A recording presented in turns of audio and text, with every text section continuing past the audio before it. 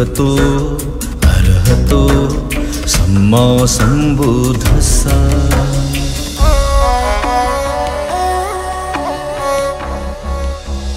पतिरूपदेशवासो च उपेच कतपुण्यता अत्तसम्मापणिधि च एतं मङ्गलमुत्तमम्। नमो तस्स भगवतो अर्हतो सम्मा सम्बुद्धस्सा।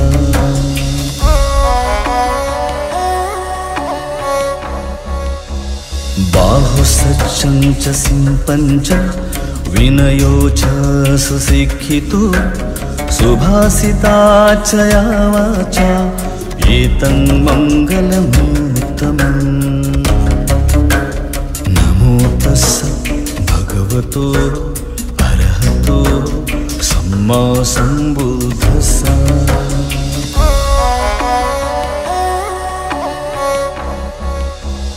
माता पितु पट्ठान उत्तदारस्य संगः अनाकुलाचकं मन्ता एतं मङ्गलमुत्तमम्। नमो तस्स भगवतो अर्हतो सम्मा सम्बुद्धस्सा।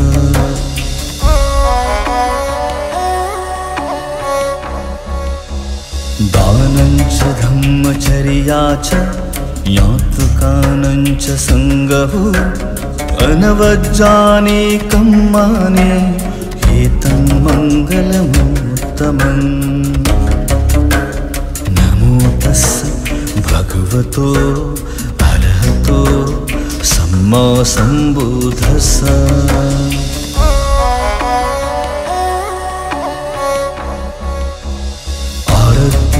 विरक्ति पाप मज्जपाना च संयमो अपमादो च धूमेषु एतं मङ्गलमुत्तमम्। नमो तस्स भगवतो अर्हतो सम्मा सम्बुद्धस्सा। कारण बुद्ध म्हणतात मला दारिद्र्य नापसंत आहे आणि दारिद्र्य हे आमच्या दुःखाचं सुद्धा भाग आहे, म्हणून ते घालवायसाठी सुद्धा भारतीय बौद्ध समाजाचा खूपच आमचा प्रयत्न असतो। मध्यंतरी वर्षावास झालेले लोक सगळ्यांनी मला बघितलं नसेल पण किमान माझं नाव तरी माहीत असेल। हे 50 गावात आम्ही पोहोचू शकलो। एक उपक्रम घेतला होता, 50 गावामध्ये 50 वक्ते जात होते आणि एकच विषय, आणि ते त्यांना नोट्स काढून दिल्या जायच्या। कारण काय होतं, धर्माच्या बाबतीत बोलताना माणूस तिकडं तिकडं जाऊ शकतो, म्हणून 50 गावात एकच विषय विविध व्यक्ती अशाने स्वतःच्या खर्चानं जाऊन कार्यक्रम घेतला आणि म्हणून त्या गावातून आम्हाला चांगला प्रतिसाद मिळाला। मगाशी दाखवलं तसं बुद्ध गार्डनच्या बुद्ध रूपाची प्रतिष्ठापना सुद्धा करायचा सुद्धा आम्हाला पुढाकार मिळाला। त्या डॉक्युमेंटरीमध्ये याचे सगळ्याचे उल्लेख असल्यामुळे फारसं मी बोलत नाही। आमचं भारतीय बौद्ध समाजाचं आणखी दुसरं वैशिष्ट्य ज्याला माहीत नसेल त्यांच्यासाठी पुढे ठेवत होतो आम्ही, म्हणजे त्यांच्या एक प्रभावी असे विधी संस्कार आम्ही करत असतो। गृहप्रवेश असतील, मंगल परिणय असतील, जलदान विधी केले जातात आणि आम्ही त्याचं वैशिष्ट्य असं ठेवलेलं आहे की जे मंगल परिणय आणि गृहप्रवेश ते ज्यांनी बौद्ध धर्माची दीक्षा घेतली असेल त्यांचेच करतो आणि त्याचे आम्हाला फळं खूप मिळतात। तुम्ही बाकीच्यांनी काय करायचं म्हणा तर दीक्षा घेऊन ते करायचं, आमचा आग्रह राहिला। काही वेळा लोक परतही जातात, ज्यांना धर्मात नीट आचरण करायचं नसते असे आम्ही लोक म्हणतात आम्ही पैशासाठी काम करत नाही। जे कुणी आमच्या ग्रुपवर बघतील त्यांना लक्षात असेल आम्हाला कुणाच्या पर्सनली एक फोन न सुद्धा करता आम्हाला लाख रुपये दान मिळालेले, त्यातून आपण हा भव्य कार्यक्रम करू शकतो। मला वाटते सगळ्यांचे आपण आभार मानावेत। आणि हेच वैशिष्ट्य आणि सांगावं म्हणजे धम्मदीक्षा दिल्यानंतर बरेच लोक म्हणतात धम्मदीक्षा घेतले पण त्यांच्याकडे प्रमाणपत्र नसतात आणि शासकीय स्तरावर ज्या वेळेला प्रमाणपत्र घ्यायचा पाळी येते त्यावेळी ते मिळत नाही. भारतीय बौद्ध समाज याच्यासाठी ज्यावेळी दीक्षा घेतली जाते त्याच क्षणी दीक्षा प्रमाणपत्र देण्याची आम्ही प्रथा आजपर्यंत पाळलेली आहे आणि इतकी ते आता लोकांना हे लागलेले आहे की जवळपास प्रत्येक रविवारी भारतीय बौद्ध समाजामध्ये दीक्षेचे कार्यक्रम होत असतात. पार गगनबावड्यापासून चंदगडपर्यंत काही जिल्ह्याच्या बाहेरील लोक दीक्षा घ्यायसाठी येत असतात आणि यासाठी आम्हाला भिक्खू संघाचं सुद्धा चांगलं मार्गदर्शन होत असतं. त्याबद्दल मी त्यांचेही ऋण आणि कृतज्ञता व्यक्त करतो. सज्जनांनो, मी सुरुवातीला म्हटलेलं आहे मनोपुप्पंगमा धम्मा, मनोपुप्पंगमा धम्मा म्हणजे सज्जनांनो तुमचं चित्त आणि तुमचं मन तुमच्या सर्व व्यवहाराचं प्रमुख स्थान आहे. मन श्रेष्ठ आहे, मनोमय आहे. मन राजपत्तूटेन जर मनामध्ये तुमच्या वाईट विकार निर्माण झाले सज्जनांनो तर तुम्ही त्याच पद्धतीने इतराच्या प्रती बोलता आणि कृती करता आणि म्हणून तुमच्याकडून चुका झालेल्या आहेत सज्जनांनो. या विश्वातील आम्ही असो त्यामध्ये आमच्याकडेही चुका होऊ शकतात. म्हणून आमच्या सहित मी वैयक्तिक माझ्या सहित म्हणू शकत नाही कारण मला श्रेष्ठ आहे ते म्हणून माझ्या सहित आणि या विश्वातील प्रत्येक मानवा सहित त्यांच्याकडून चुका झाल्या की काय होणार आहे? दुःख पाठलाग करणार आहे सज्जनांनो. याच्यासाठी कोणता जाती धर्म लागत नाही, कोणती गरिबी श्रीमंती लागत नाही. म्हणून सज्जनांनो याच्यावरती तुम्ही चिंतन मनन करा. आमच्याकडून वाईट कृत्य कधीच होऊ नाही. आणि पुढे तथागत म्हणतात तथोनंद दुःख मनवेती म्हणजे दुःख तुमचा पाठलाग करत सज्जनांनो. तुमच्याकडून चुका झाल्या की जसं की बैलगाडी आहे, बैल ओढतो आणि बैलगाडीचे चाक बैलाचा पाठलाग करतात तसं तुमच्याकडून चुका झाल्या सज्जनांनो तर तुमचं दुःख पाठलाग करत सज्जनांनो. म्हणून तुम्ही चिंतन मनन करा तुम्ही कोणत्या घरात आहे किंवा कोणत्या पद्धतीने तुम्हाला जीवन जगायचं आहे सज्जनांनो. आणि त्यानंतर तथागतांनी म्हणजे हा नकारात्मक धम्मपद सांगितला आणि त्याचबरोबर सकारात्मक सांगितलेलं आहे सज्जनांनो. पहिली लाईन तीच आहे मनोपुप्पंगमा धम्मा मनोश्रेष्ठ मनोमया. तोच अर्थ होतं तुमचं चित्त आणि तुमचं मन तुमच्या व्यवहाराचं प्रमुख स्थान आहे सज्जनांनो. तुमचं मनश्रेष्ठ म्हणजे मनोश्रेष्ठ मनोश्रेष्ठ आहे. मनोमय आहे.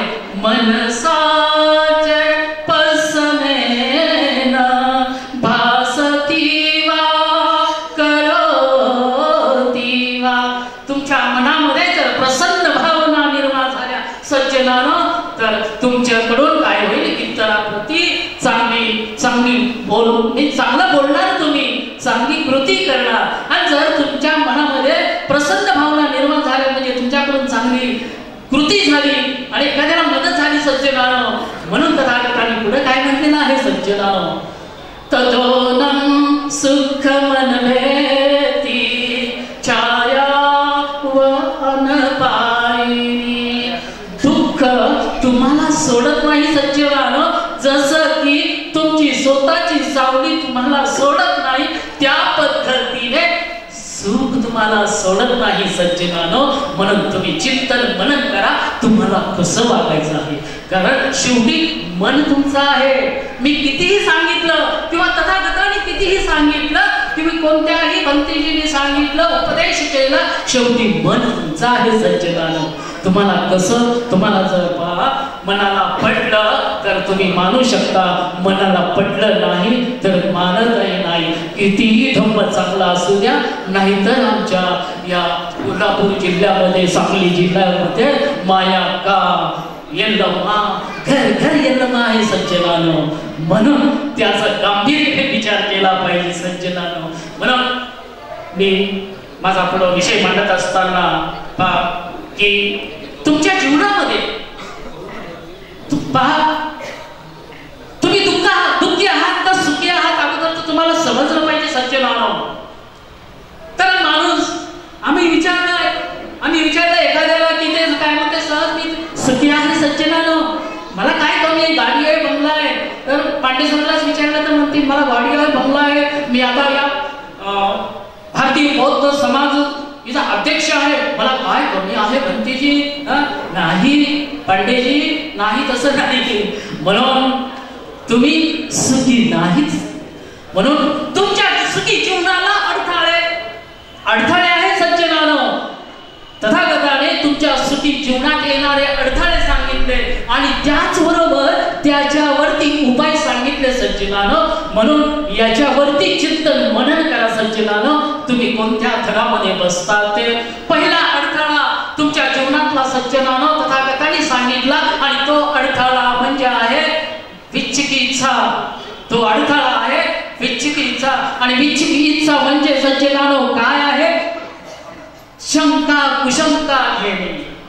शंका कुशंका घेणं, बुद्धावरती शंका करणं, धम्मावरती शंका घेणं, तथागताने निर्माण केलेल्या भिक्खू संघावरती शंका घेणं आणि त्याचबरोबर भिक्खू संघावर शंका घेणं. सज्जनानो, शंका जिथं तुम्ही घेता, शंका तुम्हाला व्यवस्थितपणे जगू देत नाही सज्जनानो, व्यवस्थितपणे जगू देत नाही.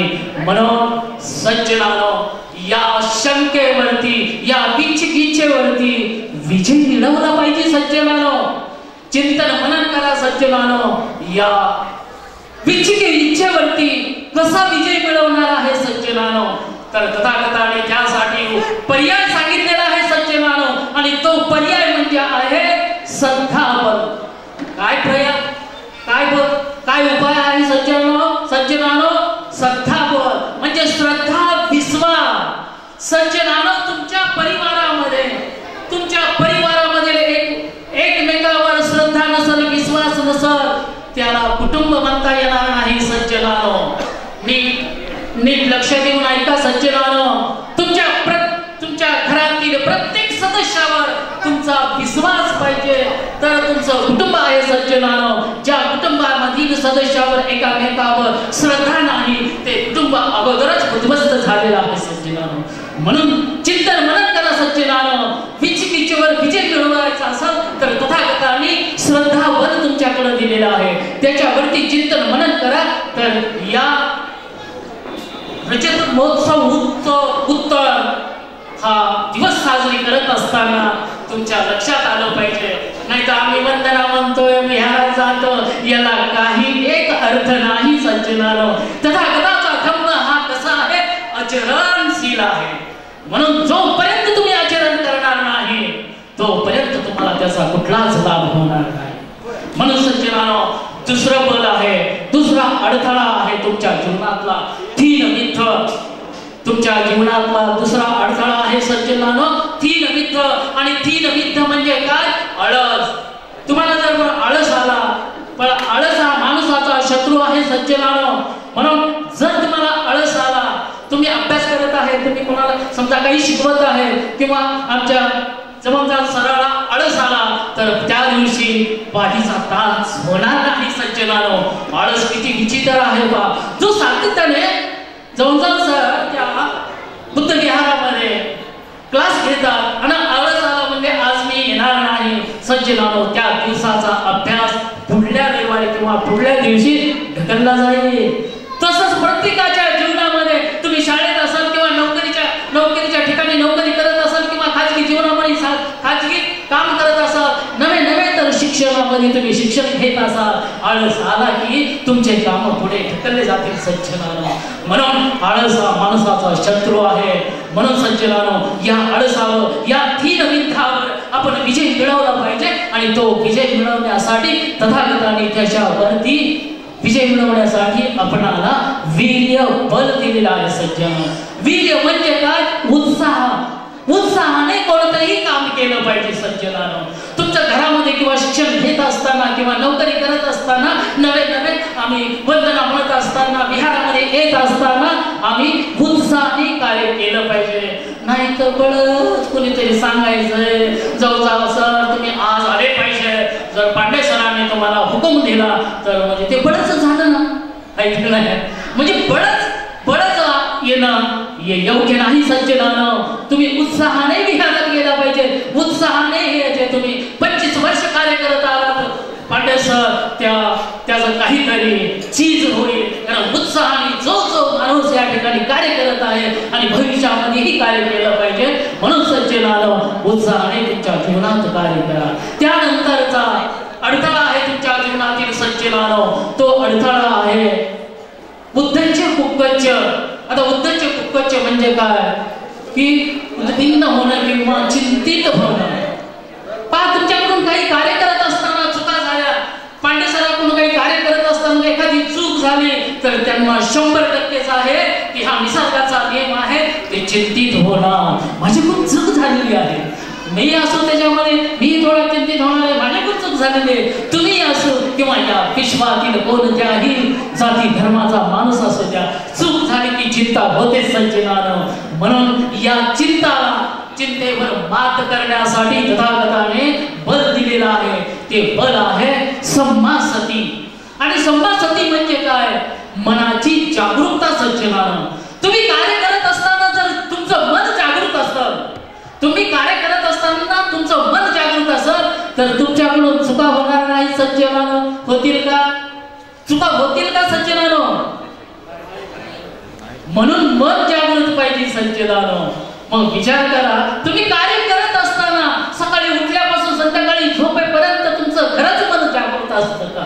तर या संस्थेचा उद्देश अजून ही संस्था बऱ्याच लोकांना मदत सुद्धा करते असं मी सर या बुकलेट मध्ये वाचलं. तुम्ही पांडे सरांना 8 कोटी रुपयाची मदत करा. किती? 8 कोटी रुपयाचे. आकडा मोठा आहे, संख्या मोठी आहे. 8 कोटी रुपयाची मदत करा तुम्ही पांडे सरांना. का तर आपल्याला बुद्धगया याच्यापैकी बऱ्याच लोकांनी बुद्धगया जाऊन बघितलेली आहे. तिथे बुद्धगया ग्रेट बुद्धा स्टॅच्यू आहे. तिथं बुद्धगयेला इथे कोल्हापूरच्या आजूबाजूला पांडे साहेबांनी जागा पाहिलेली आहे. त्या जागेवर बुद्धगया सारखा 80 फुटाचा तथागत भगवान बुद्धाची प्रतिमा मूर्ती इथं आपल्याला स्थापित करायची आहे कोल्हापूरमध्ये. आता कोल्हापूरमध्ये का स्थापित करायची त्याचं कारण आहे. कारण कोल्हापूर हा भाग साधारण नाही आहे. सह्याद्रीचं हे पठार जे आहे, सह्याद्रीचा हा पर्वत सह्याद्रीच ना, तर सह्याद्रीच्या पर्वत रांगा बुद्ध लेण्यांनी अगदी नटून गेलेल्या आहेत प्राचीन काळापासून. याला ब्रह्मपुरी म्हणतात. या कोल्हापूरमध्ये भगवान बुद्धाच्या अस्थी सापडलेली आहे. कुशिरी आहे, पोहरी आहे आणि अनेक लेण्या या कोल्हापूरच्या आजूबाजूला आहे. आणि मग ह्या तर प्राचीन आहेत त्या काळातल्या. मग आता बाबासाहेबांच्या विद्यार्थ्यांनी, आपण सर्व बाबासाहेबांचे विद्यार्थी आहोत, मग बाबासाहेबांनी तथागत बुद्धाची एक सुंदर प्रतिमा इथे उभी करावी की नाही करावी, आहे ना. आणि भगवान बुद्धाची प्रतिमा कशासाठी वंदन करतो? पूजा शब्द वेगळा आहे. पूजा महामंगल सूक्तामध्ये येते, पूजाच पूजनीयानं येतं मंगलं नव्हतं. ज्यांची खरंच पूजा करण्याच्या लायकीची आहे त्याची पूजा केली पाहिजे. पूजा म्हणजे त्यांना आदर केला पाहिजे. तथागत भगवान बुद्ध हे असेच दिसतात, काय आदर करण्याच्या लायकीचे दिसतात बुद्ध. आणि म्हणून आपण मग ते पैसे कसे गोळवणार तो प्रोजेक्ट थोडा तुम्हाला सांगतो की ही संस्था एका व्यक्तीकडून, एक 20 वर्षाचा व्यक्ती कमावता, एका घरातून ना एका व्यक्तीकडून 500 रुपये फक्त एका जन्मात एकच वेळ 500 रुपये घे. आणि अशा रीतीनं जवळजवळ म्हणजे आपल्याला 2 लाख लोकांकडे 500 रुपये घेईल. संस्थावर पावती घेऊन फिरणार नाही, त्याची योजना दुसरी राहील. 500 रुपये केवळ घ्यायचे आहे आणि 2-3 वर्षात आपले पैसे गोळा होईल. आणि दगड आपण वाराणसीवरून आणू किंवा जयपूरवरून आणू आणि इथं ते प्रतिमा उभी करायची आहे. तथागत भगवान बुद्ध कसे असे होते हे याच्यासाठी सिमेंटची नाही, दगडाची. कारण सिमेंटची प्रतिमा त्याचं आयुष्य राहत नाही आणि दगडाची 1000 वर्ष राहतात. म्हणून बाबासाहेबांच्या विद्यार्थ्यांचे भारतीय आर्कोलॉजीला काहीतरी योगदान मिळालं पाहिजे का नाही, आहे ना. आणि त्याच्यासाठी आपण ही प्रतिमा या संस्थेद्वारे उभी करणार आहोत. तसंच या संस्थेचे अशा प्रकारे बरेच उद्देश आहेत. तर आणि अजून एक म्हणजे या समाजाला आर्थिक मार्गदर्शन सुद्धा मिळणं आवश्यक आहे, उद्योगाचं मार्गदर्शन सुद्धा मिळणं आहे. आणि त्याच्यासाठी मोहन गोखले साहेबांच्या प्रती आमच्या मनात चांगले भाव आहे. ते उद्योगाचं या वर्गातील तरुणांना उद्योगाचं प्रशिक्षण देतात देवे आणि त्यांच्या माध्यमातून अनेक तरुण उद्योगाला लागले आहेत. अजून एक उद्देश या संस्थेचा हा उद्देश आहे. तोही उद्देश सांगतो की बुद्धाच्या धम्माची आपण दीक्षा घेतो, बुद्धाच्या धम्माची दीक्षा घेतो, बुद्धाच्या धम्माचं सर्टिफिकेट सुद्धा घेतो. पण भारत सरकारला माहित नाही आपण बौद्ध आहोत की नाही. म्हणून गॅझेट मध्ये आपलं नाव नोंद झालं पाहिजे. त्याच्यासाठी आजपासून ही संस्था गॅझेट मध्ये सर्वांचं नामकरण करून घेईल. गॅझेट सर्वांचं करून घेईल आणि काही त्याला जास्त लागत नाही पैसे, 200-300 रुपये लागतात. आमची ही संस्था भारतीय बौद्ध समाज सर्वांचं गॅझेट करून घेणार. कारण सरकारच्या दरबारात आपण बौद्ध असलो पाहिजे. आणि जसं म्हणजे आपल्याला हा बुद्ध विचार गर्दीचा विचार नाही, हा फक्त विद्वानांचा विचार आहे. आणि जेवढे विद्वान जगातले जेवढे विद्वान तेच बुद्धाकडे जात असतात, तेच बुद्धाकडे जातात जेवढे विद्वान जगातले आहे. आणि म्हणून आणि बुद्ध असे आहे कारण बुद्धानं जे सांगितलं मानवाच्या विसंगत कधीही सांगितलं नाही. जितकं मानवाच्या दुःखाचं वर्णन बुद्धानं केलं तितकं जगात कोणीही केलं नाही. जितकं मानवाच्या सुखाचं वर्णन बुद्धानं केलं तितकं जगात कोणीही केलं नाही. मानवाचं जीवन दुःखानं भरलेलं आहे का नाही? आता तुम्ही इथं चांगले चांगले कपडे घालून बसलेले आहेत, तुमच्यापैकी कोणीही दुःखी दिसत नाही. पण प्रत्येकाच्या सोबत तुम्ही फक्त 2-3 दिवस राहून पहा आणि मग त्या माणसाचे दुःख बघा. जीवन कसं विचित्र आहे बघा. मी कोणाचं लग्न जोडत नाही, मी भंतेजी असल्याला कधीच नाही जोडत. लोक मला बरेच म्हणतात भंतेजी एखादं स्थळ बघावं. मी म्हणतो मी नाही बघत, राहू द्या. तर म्हणते तुम्ही खूपच आळशी आहे, मग तुम्ही करता तरी काय. तर एकाचा वडील आला म्हणते भंतेजी माझ्या पोरासाठी स्थळ बघा. मी म्हटलं मी मुलगी पाहायला जाणार नाही, कारण मुलगी जेव्हा दाखवतात ना लोक तर ते मुलगी कशी येत असते सांगू. जशी तुम्ही एखादी कार विकत घेताना ती जेव्हा त्या दुकानातून येते शोरूम मधून नवी कार, तसंच मुलीला सजवून नटून आणत असते मुलाला दाखवण्यासाठी. म्हटलं मी तिथं उभा राहणार नाही. म्हणजे काही करा तुम्ही दूर उभे राहा. आणि त्या पोरगा होता थोडा तोत्रा. तर मी म्हटलं त्याला तू काहीच बोलू नको, बाकीचं काम आम्ही सर्व करतो. पगार चांगला होता त्याला, काहीच बोलू नको. गेलं. मी दूर उभा होतो आणि बाकीचे लोक त्याच्यामुळे ते बोलणारे. त्याला म्हटलं होतं बोलू नको. मुलीनं आणला चहा आणि त्याच्या चहा देताना कदाचित त्या पोरीनं सांगवला का काय चहाचे 2 थेंब त्याच्या पॅन्टवर पडले आणि लगेच तो पोरगा काय म्हणते अरे गलम. आता झालं ना त्याची तिथं खुल्ली. अरे बंद मोठी होती तर लाखाची, आता उघडली तर कवरी म्हणून मुलगी घरात जाऊन रडत बसली. जीवन अनेक असं दुःखाच्या डोंगराला चिरत चिरत बुद्धाच्या धम्माच्या मार्गाने सुखाची नदी वाहते जीवन. काय असं हे जीवन आहे. आणि म्हणून बुद्धानं दुःखाचं इतकं स्पष्टीकरण केलेलं आहे. चांगली माणसं आपल्यातून निघून जातात तेही दुःख आहे. वाईट माणसाची संगत होते तेही दुःख आहे. आणि मग जगामध्ये एक ईश्वराची संकल्पना, धर्माची संकल्पना. धर्म म्हणजे काय नेमकं मी तुमचा जास्त वेळ घेणार नाही, पण माझं कर्तव्य म्हणून सांगतो. धर्म कसे अवतरित झाले जगात. आदिमानव जेव्हा त्याला भूकंप, विजा चमकणाऱ्या, पूर, पाणी हे जेव्हा दिसायचं तर त्याला वाटायचं काय चमत्कार आहे. तो गांगून जायचा आणि गांगून जात असताना त्याला जादू म्हणून समजलं आणि त्यावेळेला तो काही आधी मानव टोणाटोटके करू लागला. नंतर धर्माचं दुसऱ्या पडावामध्ये, दुसऱ्या पायरीवर असं लोकांच्या त्या काळातल्या आदी मानवाच्या डोक्यात असं आलं हे कोणीतरी निर्माण करीत असेल आणि त्याचा फायदा घेऊन नंतर पुरोहितशाही उभी झाली आणि पुरोहितशाहीनं सांगितलं का ठीक आहे या जगाचं पण ते निर्माण करणार आहे. त्यानं एक प्रतिनिधी पाठवला आत्म्याच्या स्वरूपानं, तो आपल्या शरीरात आहे आणि त्याला प्राप्त करण्यासाठी हे असे श्लोक आहे, मंत्र आहे. अशा रीतीनं धर्माची व्याख्या जगामध्ये झाली. धर्माची व्याख्या ध या व्याकरणाच्या धातूपासून होते. ध म्हणजे धारणा आणि ज्याची जशी धारणा तसं तो धर्म स्वीकार करते. पण धारणेवर थांबायचं नाही.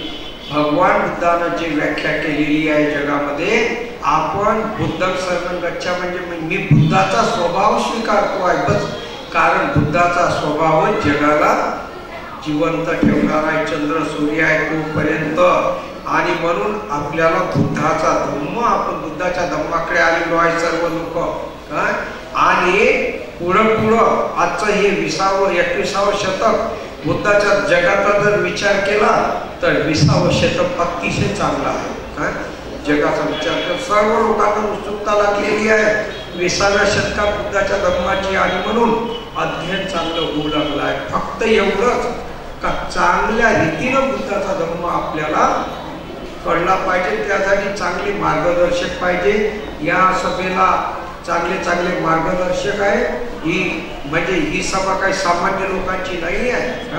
तर कोल्हापूरमध्ये म्हणजे कोल्हापूरमध्ये भारतीय बौद्ध समाजाची जी स्थापना झाली, मानवाचं जीवन सुखी करणारी अशी बुद्धाचा धर्माला ग्रहण करते आहे. अजून शेवटचा मुद्दा सांगतो तुम्हाला का म्हणजे एक आता मानव कसा आहे तर बुद्धाच्या धम्माच्या केंद्रभागी मनुष्य का बुद्धाच्या धम्माच्या केंद्रभागी आहे त्याचं कारण सांग.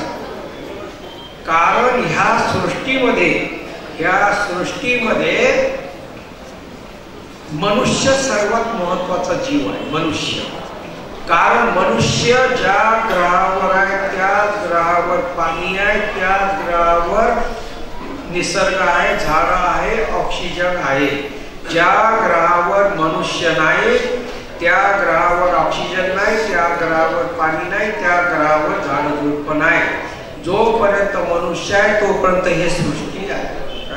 आणि म्हणून मनुष्य जिवंत ठेवणं अत्यंत आवश्यक आहे. आणि केवळ मनुष्य जिवंत राहणं महत्वाचं नाही तर त्याच्यामध्ये मनुष्यत्व आलं पाहिजे. आणि मनुष्यत्व कशाला म्हणतात ते स्पष्ट करतो. पहिली असते जीव. भगवान बुद्धाला जीवाचा उद्धारक म्हणतात. तर जीव म्हणजे कशाला म्हणते, जो फक्त आहार विहार म्हणजे खाणे-पिणे, निद्रा, भय, मैथून एवढ्याच कामात असते त्याला जीव म्हणतात. आणि त्या माणसामध्ये पंचशिलाच्या माध्यमातून जेव्हा प्रज्ञा निर्माण होते, प्रज्ञा म्हणजे काय होय तर प्रज्ञा म्हणजे निर्मळ बुद्धी. प्रज्ञा म्हणजे निर्मळ बुद्धी. प्रज्ञाला मिलिंद प्रश्नामध्ये असं सांगितलं गेलं आहे, सर्व दुःखाचे बंधन तोडणारं ज्ञान म्हणजे प्रज्ञा होय.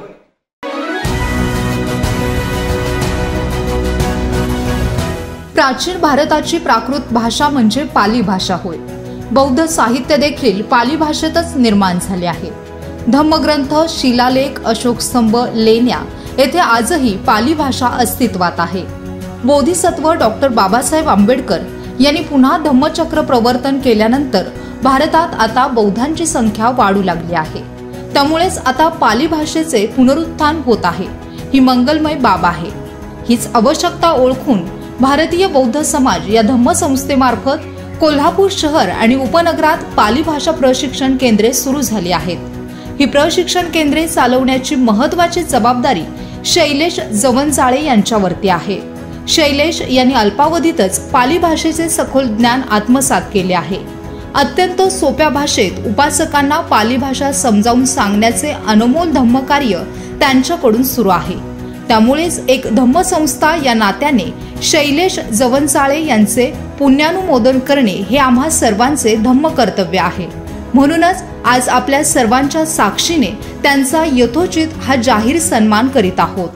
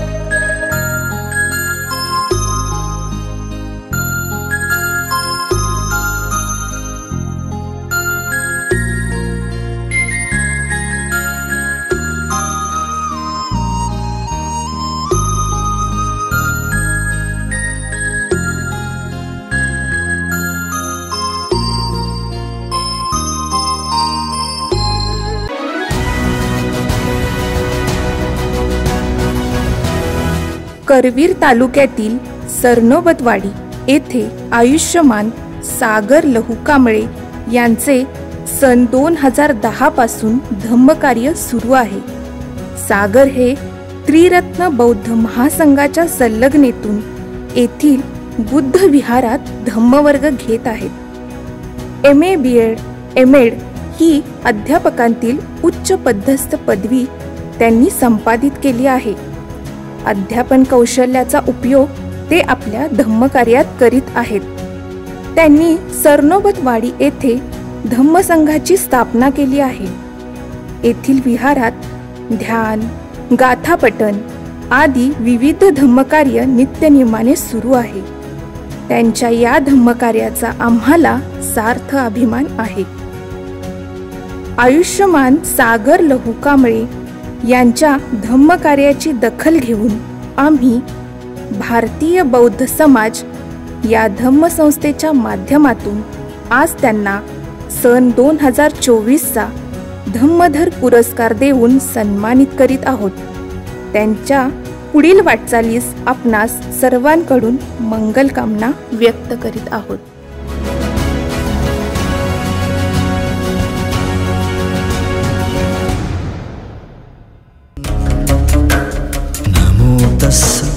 भगवतो अरहतो सम्मा संबुद्धस्सा.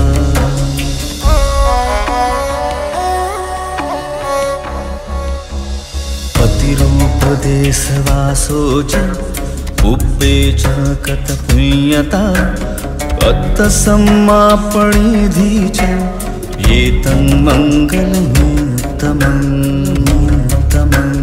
नमो तस्स भगवतो अरहतो सम्मा संबुद्धस्सा.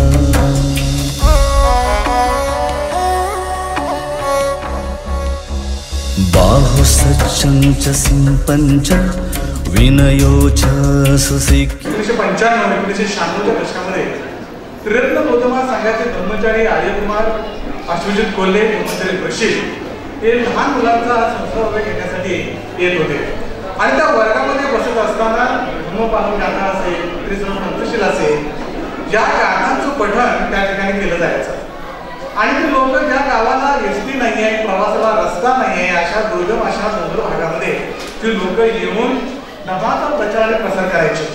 आणि ते बघून आम्हाला फार बरं वाटायचं, फार आनंद वाटायचा. आणि असंच पुढं 7वी नंतर आमच्या गावामध्ये शाळा नसल्या कारणानं आमच्या वडिलांनी कोल्हापूरमध्ये हिंदूमती विद्यार्थी वसतिगृह या ठिकाणी मला ऍडमिशन दिलं. आणि ते ऍडमिशन दिल्यानंतर त्या वसतिगृहाची काय अवस्था होती की इथं आमचे मित्र आहेत, सुरेश प्रभुदे आहेत, आम्ही एकत्र वसतिगृहात राहिलेला आहे. आणि त्या वसतिगृहात राहत असताना राजाराम कांबळे सरांनी अतिशय चांगले संस्कार आमच्यावरती केले. व्यवस्थित पाणी व्यवस्था नसताना, जेवणाची व्यवस्था नसताना अतिशय काबाड कष्ट करून सरांनी आम्हाला वसतिगृहामध्ये चांगले संस्कार केले. आणि याच काळामध्ये 1999 ते 2000 साली आमचे मामा अनिल गायकवाड यांच्या मुलाच्या नामकरणीसाठी शाक्यवीर हे आले होते. आता शाक्यवीर सुधीर पवार हे नेमके काय करत होते, काय काम करायचे हे आम्ही अनभिज्ञ. पण ज्यावेळी आमच्या घरामध्ये आले असताना नामकरण विधीला आम्ही पाहिलं. आणि आम्ही शाळेला जात असताना त्या रेवार पेठेतून, भोई गल्लीतून, अगदी पद्मा चौकातून आणि कोशगर कार्यालयाला वळता करून आम्ही मिसळ गल्लीतून देशभूषण हायस्कूलला जात असायचो. आणि त्याच काळामध्ये शाक्यवीर सुधीर पवार कोशगर कार्यालयातून बाहेर आले आणि त्यांना काका म्हटलं की काका तुम्ही आमच्या घरी आला. आणि मला माहित नाही की शाक्यवीर सुधीर पवार आहे, त्यांचं काम काय आहे, बौद्ध समाज काय आहे, त्या संदर्भात मला काही माहिती नव्हतं शाळेला असताना. आणि त्यांनी विचारले की सर तुम्ही आमच्या घरी आला होता. आणि त्यांनी माझी फार चांगल्या पद्धतीने विचारपूस केली की बाबा तू कुठं राहतोयस, काय करतोयस. आणि विचारत असताना मी म्हटलं सर वसतिगृहामध्ये राहतोय, असा सर ह्या गोष्टी आहेत, नाश्ता पण करायच का. तर सर आम्ही काय नाश्ता केलेला नाही. तर शाक्यवीरांनी समोरच्या गाड्यावर घेऊन खूप चांगल्या पद्धतीचा नाश्ता दिला, चहा दिला. ती जी ममता, ते जे प्रेम जे मला दिसलं ते अत्यंत अतुलनीय आहे. आणि या 25 वर्षापूर्वीचा जो या रजतोत्सव महोत्सव त्या कार्यक्रमामध्ये हा पुरस्कार मला मिळतोय, त्यामुळे मला फार आनंद होते, फार मी भारावून गेले. कारण की 2008 साली माझं बीएड झाल्यानंतर त्रिरत्न बौद्ध महासंघाचा मला संपर्क आला. आणि बौद्ध जीवनामध्ये चांगल्या पद्धतीने जीवन कसं जगायचं असतं त्या धर्माच्या वाटेवरती आणण्यासाठी धम्मचरी प्रशिक्षण यांनी मला त्या ठिकाणी आणलं. परंतु तीच वसतिगृहाची व्यवस्था संपल्यानंतर जेवणा खाण्याचा प्रश्न, शिक्षणाचा प्रश्न, त्यासाठी धम्मचारी आर्यकुमार, धम्मचारी प्रशिक्षण यांनी राहण्याची खाण्याची व्यवस्था केली.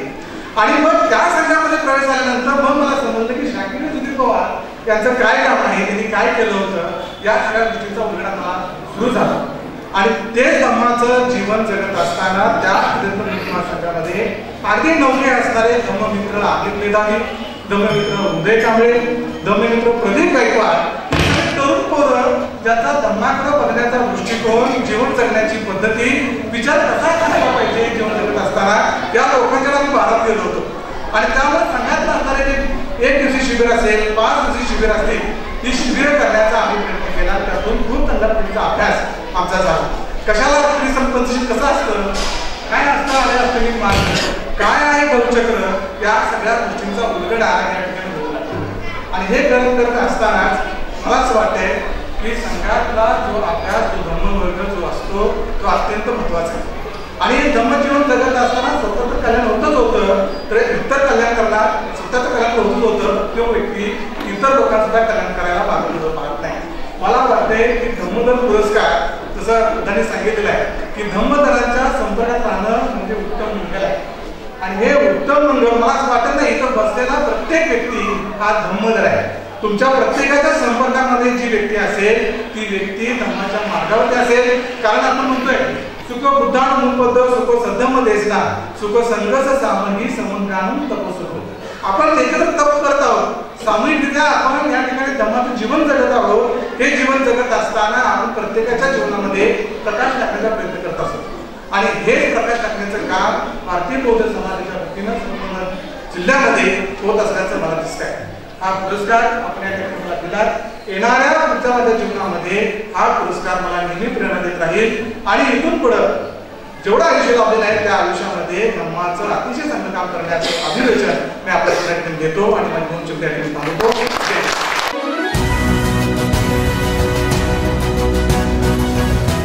करवीर तालुक्यातील वसगडे येथे आयुष्यमान अशोक विठ्ठल साळोखे यांचे 2017 पासून धम्मकार्य सुरू आहे. येथील सम्राट अशोक बुद्ध विहारात ते नियमित धम्मवर्ग घेत आहेत. गावामध्ये राजश्री शाहू वाचनालय सुरू करण्यातही त्यांचे मोलाचे योगदान आहे. लहान मुलांमध्ये धम्मसंस्कार घडावेत यासाठी ते आग्रही प्रयत्न करीत आहेत. वसगडे गावांमध्ये धम्म परिषद भरवणे, महामानवांची संयुक्त जयंती साजरी करणे, मूकबधीर वृद्धाश्रमांना भोजनदान करणे, स्पर्धा परीक्षा मार्गदर्शन, विधी कार्य, धम्म सहली असे त्यांचे धम्म कार्य सुरू आहे. व्यवसायाने 2 व्हीलर मेकॅनिक असणाऱ्या अशोक साळुंखे यांच्या या धम्म कार्याचा आम्हाला सार्थ अभिमान आहे. आयुष्यमान अशोक विठ्ठल साळुंखे यांच्या धम्मकार्याची दखल घेऊन आम्ही भारतीय बौद्ध समाज या धम्मसंस्थेच्या माध्यमातून आज त्यांना सन 2024चा धम्मधर पुरस्कार देऊन सन्मानित करीत आहोत. त्यांच्या पुढील वाटचालीस आपणास सर्वांकडून मंगल कामना व्यक्त करीत आहोत.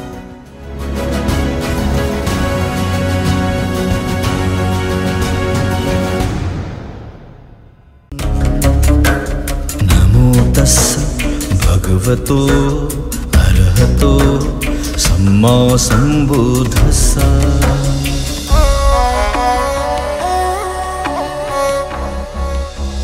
पतिरूपदेशवासो च उप्पे च कतपुण्यता कत्तसम्मापणिधि च एतं मङ्गलमुत्तमं.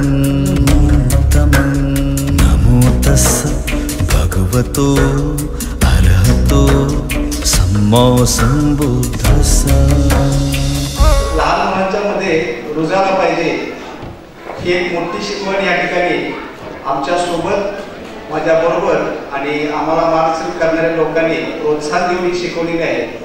या प्रोत्साहनामध्ये सगळ्यात मोठा वाटा जातो तो सगळ्यात महत्त्वाचं म्हणजे की पाठीवर थाप कुणाची तरी असली पाहिजे. हे असताना सुरुवातीला माझ्या आईची थाप मला या ठिकाणी मिळाली आणि तिचं मन परिवर्तन करत असताना मला खूप आनंद झाला की आपल्या घरातले जे देव आहेत ते देव काढण्यासाठी तिचा नकार होता, पण धम्मासाठी आणि धम्म प्रचारासाठी ज्यावेळी आपल्याला समाजावर उतरायचं असतं त्यावेळी पहिल्यांदा आपल्यात परिवर्तन करून घेणे गरजेचं आहे. मग काहीतरी आम्ही दुसऱ्यावर सांगू शकतो. ही गाठ बांधून मी आईचं परिवर्तन करण्यासाठी ज्यावेळी उतरलो 2 वर्ष मला या गोष्टीसाठी लागले. पण तिचं परिवर्तन करायचं कशा पद्धतीने करायचं हे आपल्या डोक्यात माझ्या खूप घुमायला लागले. मग तिला मी प्रत्येक वेळा समजून सांगतो की आपला मार्ग हा बाबासाहेबांनी आम्हाला निर्धारित करून दिलेला आहे. धम्माचा मार्ग हा सर्वश्रेष्ठ मार्ग आहे. त्यामध्येच आपल्याला यश मिळणार आहे आणि समाधान मिळणार आहे. त्यानंतर मी माझ्या आईला पर्यटन स्थळासाठी ज्या ठिकाणी बोधांचे कार्यक्रम होतात, धम्म परिषद असतात, नागपूर सारख्या ठिकाणी अनेक वेळा आमच्या गावातून धम्मस्थळी जात असतात, त्या ठिकाणी मी तिला लावून द्यायला चालू केलं आणि 1 वर्ष गेल्यानंतर मी तिला काहीही बोललो नाही. ती स्वतःहून दुसऱ्या वर्षी मांडली की आता आपल्याला आपल्यात बदल केला पाहिजे आणि तुला सुद्धा धम्माचं काम करायचं आहे आणि तू ग्राउंड फ्लोअरला उतरून समाजामध्ये धम्माचं काम करायला तयार हो. मी तिला परत आणि खडसावून विचारलं की तुझी पहिला तयारी आहे काय सांग. ती स्पष्ट सांगितली की माझी पूर्ण तयारी आहे आणि घरात देवकीनं स्वतःनं गुंडाळून ठेवले आणि त्याला आम्ही सोडून दिलं आणि त्यानंतर आमचा खरा म्हणजे धर्माचा अंकुर सुरू झाला. ती प्रेरणा मला तुझ्याकडे मिळाली. त्याच्यानंतर आता पुढचा पाया कसा रचायचा तर धम्मकार्यामध्ये माझी पूर्वीपासून आवड होतीच. त्याचबरोबर कोल्हापूर जिल्ह्यामधून तरुण वर्ग ज्या पद्धतीने काम करत होता त्यांचं सुद्धा मी अनुकरण करत होतो. मग आपण आता इथे पुढे पाठीमागे पडायचं नाही. त्याच वेळामध्ये मला भारतीय बौद्ध समाजाचे पांडे सर या ठिकाणी भेटले. वाचनालयासाठी एक आमच्या ठिकाणी राजश्री छत्रपती शाहू वाचनालय याची निर्मिती आम्ही केली होती. त्या निर्मितीमध्ये पांडे सरांचा मोलाचा वाटा आहे. त्यांनी दिलेली पुस्तकासाठी आणि ग्रंथालयासाठी दिलेली तिजोरी आजही आम्ही जपून आहे तर तशी ठेवलेली आहे आणि त्यामध्ये अनेक असंख्य अशी पुस्तकं जवळजवळ 1 ते 1000 पुस्तकं त्या ठिकाणी असतील आणि ती वाचनात येण्यासाठी वेगवेगळे उपक्रम आम्ही त्या ठिकाणी गावामध्ये राबवत असतो. यासाठी आमच्या राजश्री छत्रपती शाहू वाचनालयाचे सर्व सभासद सर्व सहकारी मंडळी आणि आमच्याबरोबर असताना शिक्षक वर्ग यांचा खूप मला पाठिंबा आहे. त्यानंतर अमित मेधावी सरांनी वडगावहून एक रॅली उपरीमध्ये आणण्याचा त्यांनी संकल्प केला होता. त्या रॅलीसाठी आम्ही रात्री 3 पर्यंत जागत राहून त्यांच्या रॅलीचं आम्ही आमच्या वसऱ्यामध्ये स्वागत केलं होतं आणि त्यांचं अभिनंदन करून अशी रॅली प्रत्येक वर्षी लोकांच्या मध्ये प्रोत्साहन निर्माण करून देईल असं त्यांनी ग्वाही दिली होती त्या ठिकाणी. दुसरी गोष्ट, धम्मवर्गामध्ये येत असताना माझी एक वैशिष्ट्य राहिलेलं आहे की धम्मवर्गात येताना माणूस हा परिपूर्ण होऊन यायला पाहिजे असं काही नाही. त्याला जर अधुरं ज्ञान असेल ते ज्ञान पूर्ण करण्याचं काम हे आपल्याला घडलं पाहिजे. या मानसिकतेतून मी त्या ठिकाणी काम चालू केलं आणि ज्यावेळी धम्मवर्गामध्ये 4 मुलांपासून सुरुवात केली होती, आज आमचं विहार छोटं जरी असलं तर आज त्या मुलांची संख्या 50 ते 55 या ठिकाणी झालेली आहे. आणि ह्याचं पूर्ण श्रेय ते पालक आहेत जे मुलांना या ठिकाणी लावून देतात. आज त्यापैकी जवळजवळ 20 ते 25 मुलं आम्ही या ठिकाणी इथं घेऊन आलेलो आहोत. त्याचा पूर्ण विश्वास आमच्यावरती आहे आणि हा विश्वास त्यांच्या विश्वासाला आम्ही कधीही तडा जाऊ देणार नाही याची गाडी तुम्हाला या ठिकाणी देतो. आणि भारतीय बौद्ध महासभेचं हे कार्य या ठिकाणी अतिशय चांगल्या पद्धतीचं आहे. तरुणांनी याच्याकडे अजिबात दुर्लक्ष करता कामा नये, कारण धम्म हा आजपर्यंत आपल्याला सुखाच्या, शांतीच्या आणि समाधानाच्या रस्त्याने घेऊन जाणार आहे. त्यामुळं तरुणांनी याकडे दुर्लक्ष न करता, याच्याकडे जाणीवपूर्वक न टाळता त्याच्याकडे प्रामाणिक आणि हेतू संबंधाने आपण बघितलं पाहिजे की जेणेकरून येणारी पिढी आपली धम्मांकुराने फुलली पाहिजे. येणारी पिढी अतिशय बाबासाहेबांचे विचाराची घडली पाहिजे, महापुरुषांचे विचार त्यांच्यामध्ये रुजले पाहिजे. हा हेतू घेऊन इथून पुढे सर्वांनी काम करूया आणि भारतीय बौद्ध समाजाच्या या झालेल्या 26व्या वर्धापन दिनाच्या त्यांना शुभेच्छा देऊया. त्यांनी केलेलं सहकार्य आम्ही कधीही विसरणार नाही. त्यांनी दिलेली आम्हाला ही मायेची थाप आहे की जी ऊर्जा दिली आहे ही ऊर्जा आम्हाला कायम स्वरूपी पुढे घेऊन जाईल, इतर काम करण्याची प्रेरणा आम्हाला देईल. आणि या ठिकाणी हा पुरस्कार जो मिळाला त्या पुरस्काराच्या पाठीमागे आम्हाला ज्या ज्या लोकांनी मदत केली आहे, ज्या लोकांनी सहकार्य केलेला, हा पुरस्कार त्यांच्यासाठी अतिशय उत्कृष्ट ठरणार आहे. इथून पुढे त्यांनी आम्हाला असं सहकार्य करत राहतील आणि भारतीय बौद्ध सभेचा मी पुन्हा एकदा आभार आहे की त्यांनी यासाठी आमची निवड केलेली आहे. धन्यवाद. जय हिंद.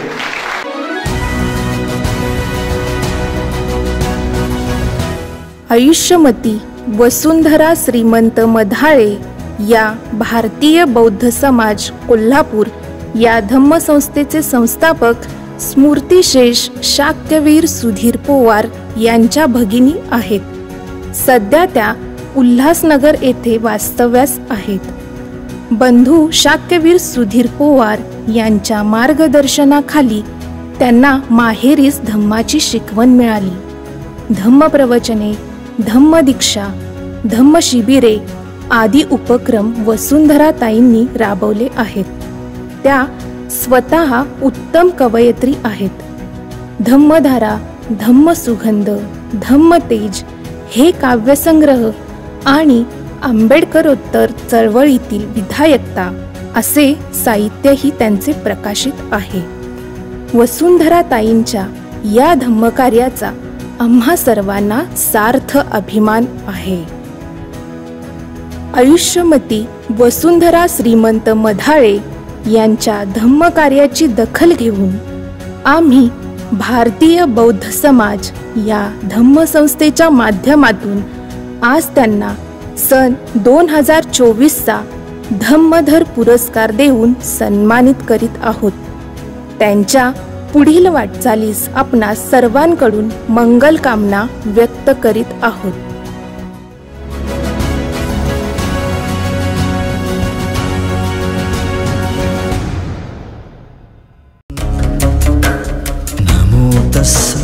भगवतो अरहतो सम्मा संबुद्धस्सा.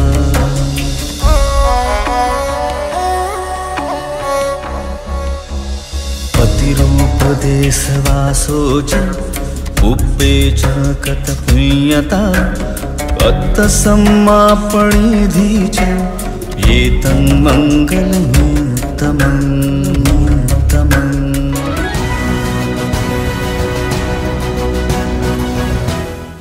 हातकणंगले तालुक्यातील कबनूर येथील आयुष्यमान दीपक आकाराम भोसले हे एक धम्म चळवळी बरोबरच सामाजिक, औद्योगिक आणि राजकीय चळवळीतील एक महत्त्वाचं व्यक्तिमत्व आहे. सन 1990 पासूनच त्यांनी धम्मकार्य सुरू केले आहे.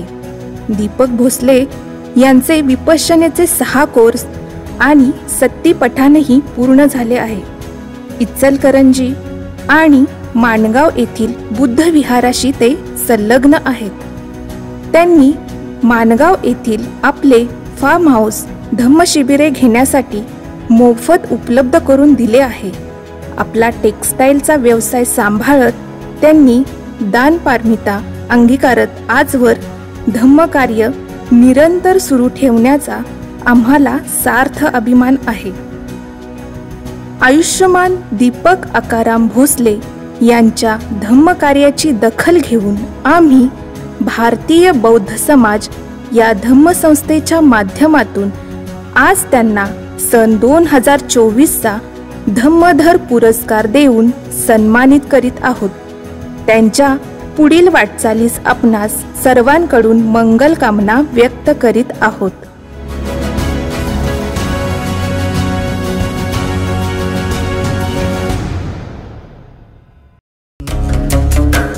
नमो तस्स भगवतो अरहतो सम्मा संबुद्धस्स.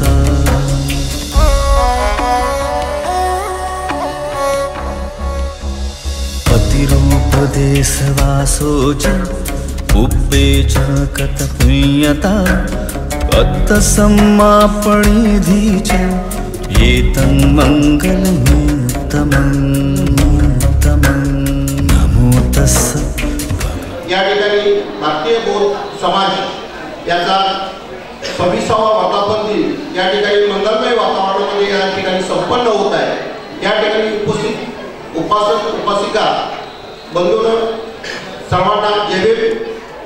या ठिकाणी धम्मधर पुरस्कार देत असताना आणि सकाळपासून या वातावरणामध्ये सर्वजण आपण एक वेगळ्या उत्साहामध्ये एक वेगळ्या तेज घेऊन या ठिकाणी आपण एक मोठ्या उत्साहाने या ठिकाणी जमलेला.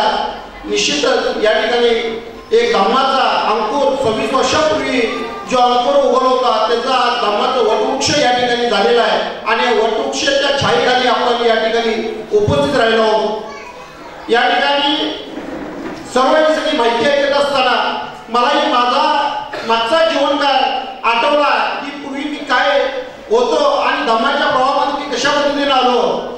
या ठिकाणी 88ला केंद्रीय सामाजिक न्यायमंत्री रामदासजी आठवले साहेबांचा झंझावात हा इचलकरंजी शहरामध्ये आला आणि त्यावेळेला 88-89ला दलित पॅनलचा एक कार्यकर्ता म्हणून मी त्या ठिकाणी या चळवळीत आंबेडकरी चळवळीमध्ये शिरकाव केला.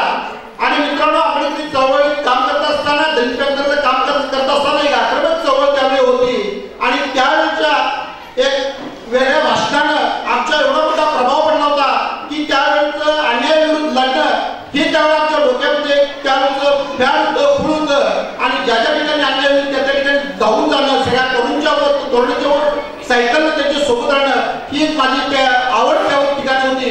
हे सर्व करत असताना आपण मोठं सामाजिक चळवळ केली पाहिजे म्हणून 90 साली मी भीमचंद तरुण मंडळाची स्थापना केली. ते रजिस्ट्रेशन झालं आणि त्या माध्यमातून खऱ्या अर्थानं समाजकार्याला सुरुवात झाली. त्यावेळी त्रिलोक बौद्ध महासभेचं आम्ही धम्मवर्ग घेत होतो आणि त्याच्यानंतर महापुरुषांच्या जयंती व्यसनमुक्तीचा कार्यक्रम त्यातून अंधश्रद्धा निर्मूलन असे विविध कार्यक्रम घेत असताना व्यसनमुक्तीच्या कार्यक्रमाचा मी प्रमुख असताना एक झोपडपट्टी एरियामध्ये व्यसनमुक्ती कार्यक्रम भेटला आणि त्याचं त्या ठिकाणी 10-25-50 पुराणी त्या ठिकाणी शब्द घेतल्या आणि नंतरच्या काळामध्ये अमुकानं गुटखा घाला तमुकानं गुटखा घाला असं परत कानावर केलं आणि त्यावेळेला मी निश्चय केला की किमान मी कार्यक्रम भेटला त्या कार्यक्रमाचा मी त्या मंडळाचा अध्यक्ष आहे आणि मी त्यावेळेला मित्रांनो त्यावेळेपासून निश्चय 90 पासून केला की सुपारीचं खाण करणार नाही आणि कुठलं व्यसन करणार नाही आणि आज अखेर मी निर्व्यसनी आहे. मी कुठलंही व्यसन केलं नाही आणि त्याची प्रचिती मला एवढी आली की समाजामध्ये काम करत असताना निर्व्यसनी जो माणूस असतो त्याच्या पाठीमागे तरुण मंडळी जर आली तर त्यांच्या घरातील कोण लोक नावं ठेवत नाही कारण हा मुलगा निर्व्यसनी आहे आणि याच्यावर आपला मुलगा झाला तर निश्चितपणे त्याच्या सानिध्यात एक मुलग्याला आपल्याला चांगलं वळता येईल आणि तो सुधरण आणि या भावनेनं माझ्याकडे तरुणांची फळी होती आणि त्या तरुणांच्या फळीला घेऊन मी या ठिकाणी सामाजिक काम करत राहिलो, आक्रमक काम करत आलो. मला त्या दरम्यानच्या काळामध्ये सामाजिक कामाचं प्रामाणिकपणे निर्रेशनी राहिल्यामुळं मला माझ्या भागामध्ये रेशनिंग दुकान मंजूर झालं.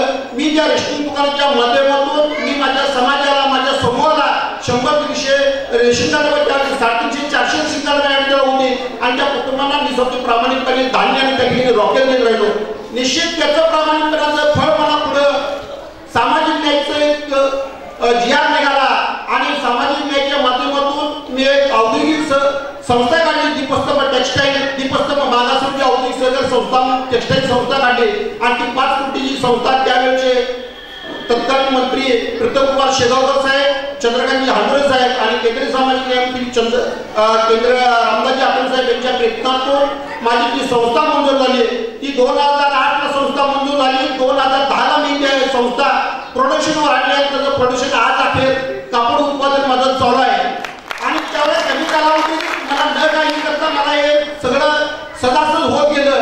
तर याचं फलित काय केलं चित्र करत गेलो तर निश्चितपणे आपण निस्वार्थीने प्रामाणिकपणे समाजामध्ये काम केलेलं प्रतीक आणि चळवळीमध्ये काम केलेलं प्रतीक म्हणून हे आपल्याला सगळं यश संपादन झाले आणि आपण आता कुठेतरी नव्या दमाने कुठेतरी एक वेगळ्या समाजात आपला वेगळा ठसा उमटायला पाहिजे आणि समाजामध्ये आपल्या प्रती काहीतरी चांगला भावना उठवायला आपण चांगलं कार्य करायला पाहिजे इथून पुढच्या काळात सुद्धा. आणि मग त्यावेळी आमचे ओदाचे इचलकरंजी अनिल कांबळे सर त्यावेळेला मुक्त उपोषणा करून आले होते आणि त्यांच्यातला बदल मी बघितला आणि अनिल कांबळेंना मी विचारलं मलाही विपोषणा करायची आहे आणि त्यावेळी विपोषणाची फार मोठी भीती मनामध्ये होती.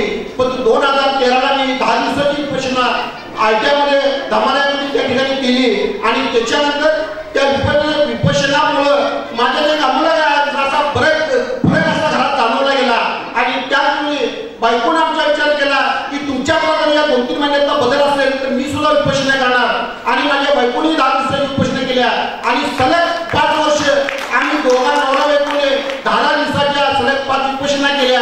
बायकोने सतीपठण केलं, मी सतीपठण केलं आणि दोघे आम्ही नवरा बायको विपोषणा केल्यामुळे दोघांची 6 विपोषणा झाल्या.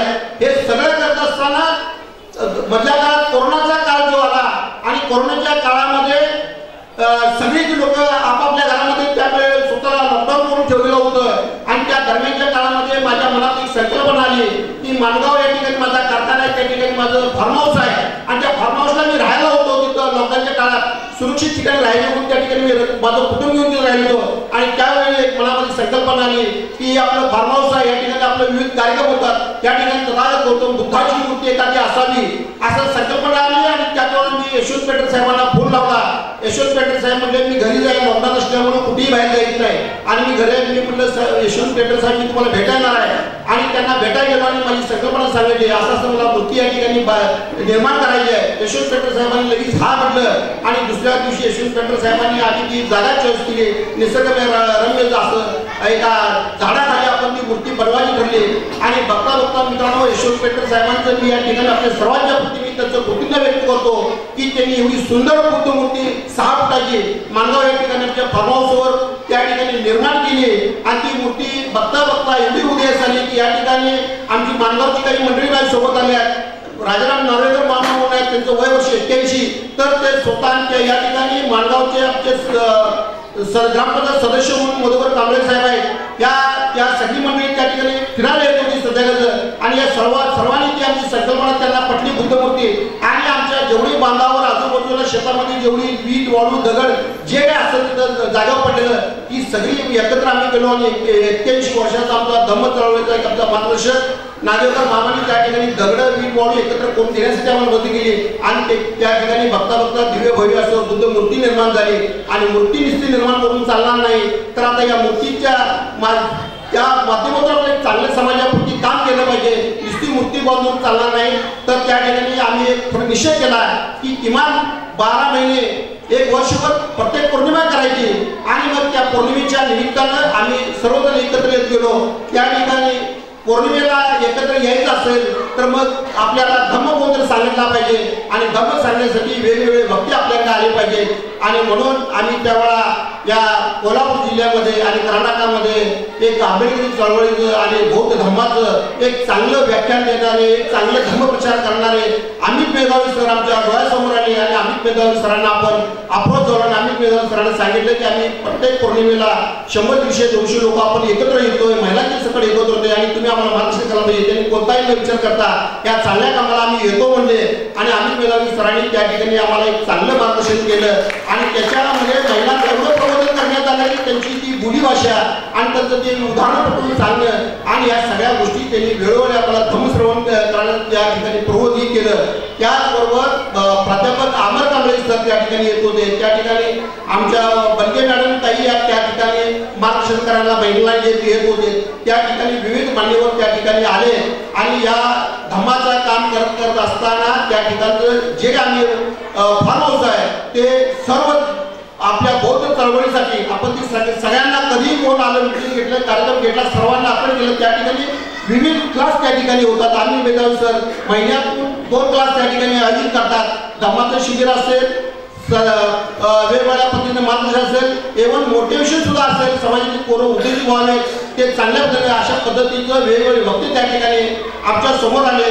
मी माझ्या जीवनामध्ये डॉक्टर बाबासाहेब बौद्धविहार टाकोडे याच्याशी आमचं चांगलं मी त्या ठिकाणचं एक बौद्ध उपासक आहे कारण माझा जन्म त्या भागामध्ये झाल्यामुळं त्या विहाराशी माझी नाळ जोडली गेली आहे. त्याचबरोबर माझ्या या जीवनामध्ये 2090ला त्रिलोक बौद्ध महासभेचं त्या ठिकाणी वर्ग चालू केल्यामुळे 30 सगळी मंडळी त्या ठिकाणी धम्माचं काम करण्यासाठी प्रवृत्त करण्यासाठी समाजातल्या लहान छोट्या मोठ्यांना मदत करण्यासाठी ती मंडळी त्या ठिकाणी आली. त्यांच्याही आम्ही संलग्न राहिलो गेलो. त्या ठिकाणी भारतीय बौद्ध महासभेचे सर्व ही मंडळी आहेत त्यांच्या सोबतही मी संलग्न आहे.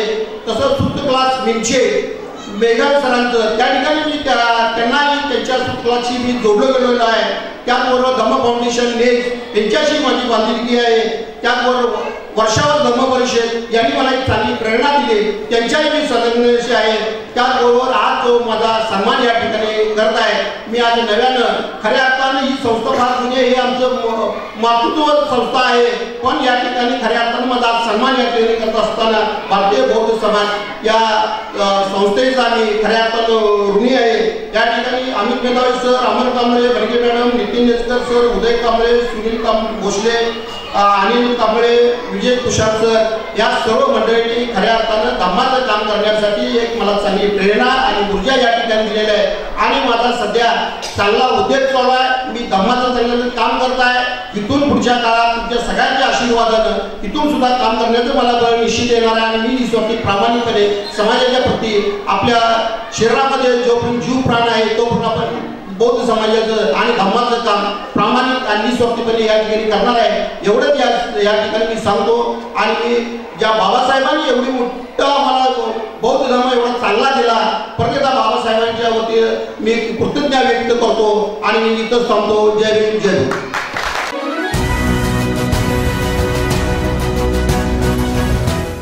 महाराष्ट्राच्या सीमेवर असणाऱ्या कर्नाटक राज्यातील मांगूर या गावी भंते दीपंकर यांच्या मार्गदर्शनानुसार सम्राट अशोक बुद्ध विहार बांधण्यात आले आहे. या ठिकाणी सन 2008 मध्ये विश्वरत्न डॉक्टर बाबासाहेब आंबेडकर बुद्ध धम्म संस्कार केंद्राच्या वतीने बुद्ध मूर्तींची प्रतिष्ठापना करण्यात आली. या विहारात नियमित धम्मवर्ग, विशेष धम्मदेसना, महामानवांच्या जयंत्या, धम्मशिबिरे, विविध स्पर्धा आदी उपक्रम राबवले जातात. या विहारातील सुविधांमुळे भिक्खूगणही निवासी वास्तव्यास असतात. भंते यश काश्यपायन, भंते आर आनंद, भंते नागरत्न, भंते धम्मानंद, भंते सासनदर्शी अशा विद्वान भंते गणांचा या विहारास पदस्पर्श झाला आहे. भिक्खू संघाच्या संपर्कामुळे या विहारात नित्य नियमाने बौद्ध धर्मीय उपक्रम राबवले जातात. येथील बौद्ध उपासकांनी धम्ममय वातावरण निर्मिती केली याचा आम्हाला सार्थ अभिमान आहे. सम्राट अशोक बुद्ध विहार मांगूर यांच्या धम्मकार्याची दखल घेऊन आम्ही भारतीय बौद्ध समाज या धम्मसंस्थेच्या माध्यमातून आज त्यांना सन 2024चा भंते धम्मानंद बुद्ध विहार पुरस्कार देऊन सन्मानित करीत आहोत. त्यांच्या पुढील वाटचालीस आपणास सर्वांकडून मंगल कामना व्यक्त करीत आहोत.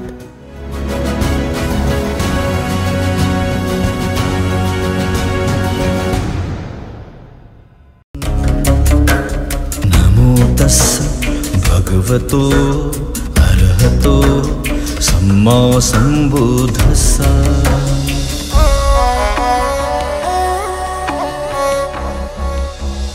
पतिरूपदेशवासो च उप्पे च कतपुण्यता कत्तसम्मापणिधि च एतं मङ्गलमुत्तमम्. समोर बसलेले उपासक परिवार भगिनी, आज आम्हाला या संस्थेने सम्राट अशोक बुद्धवार मांगूर या ठिकाणी पुरस्कृत केलं आणि एक कर्नाटकामध्ये चळवळ वाढवण्याची संधी उपलब्ध करून दिली. त्याबद्दल त्या संस्थेचं प्रथम मी ऋण व्यक्त करतो. विशेषतः म्हणजे या संस्थेमध्ये मी जवळजवळ 98 पासून एक सामान्य सदस्य म्हणून उपस्थित असतो.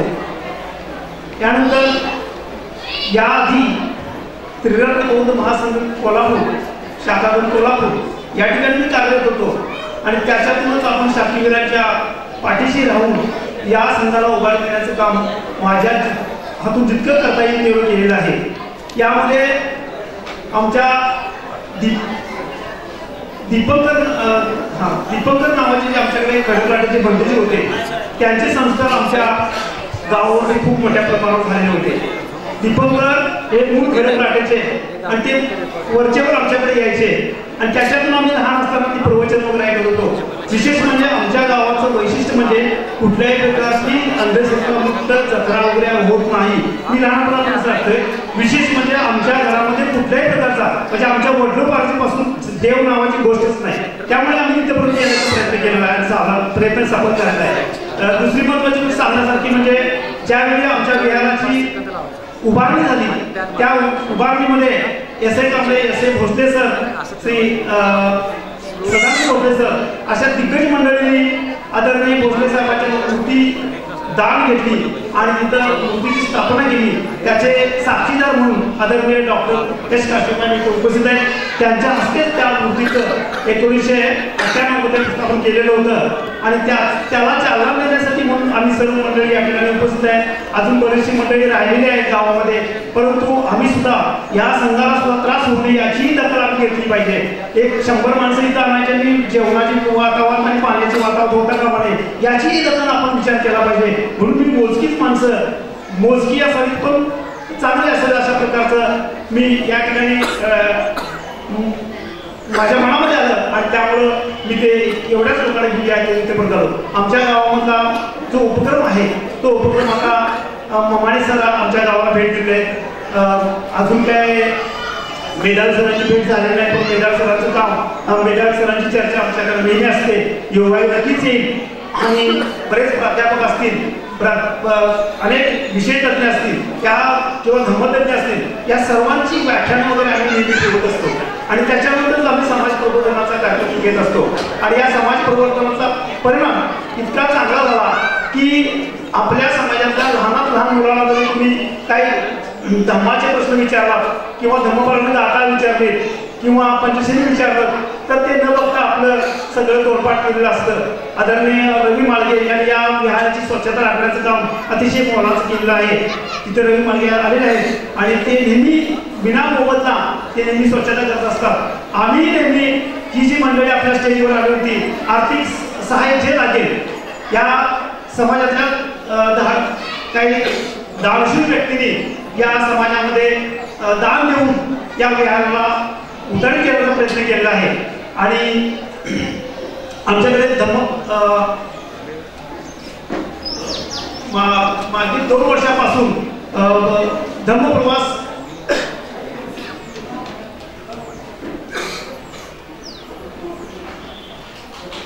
समारंभ या कार्यक्रमामध्ये अविरत काम करून या पांडे साहेबांचा आम्हाला व्याख्यानाचा लाभ झाला किंवा देशनेचा लाभ झाला. अशा विविध म्हणजे विना मोबदला काम करणारी माणसं आता त्या तुम्हाला सांगितलेले आहेत पांडे साहेबांनी. ती माणसं उंडाळतानाचा विचार न करता इथं पैशांचे कामं इथं आलेले आहेत. त्या सुद्धा 2 व्हीलर त्याची बंद पडली तरी पण त्या मागं महाप्रभूंपर्यंत धावत आल्या आणि आम्हाला उद्बोधन केल्या आणि अशा प्रकारे अनेक लोकांनी आमच्या समाजाबद्दल सुद्धा मार्गदर्शन केलेलं आहे आणि या मार्गदर्शनामुळेच आपला आमचे जे बौद्ध विहार आहे ते बौद्ध विहार तुमच्यापर्यंत आलं. तेवढे 2 शब्द बोलून या ठिकाणी थांबवायचे.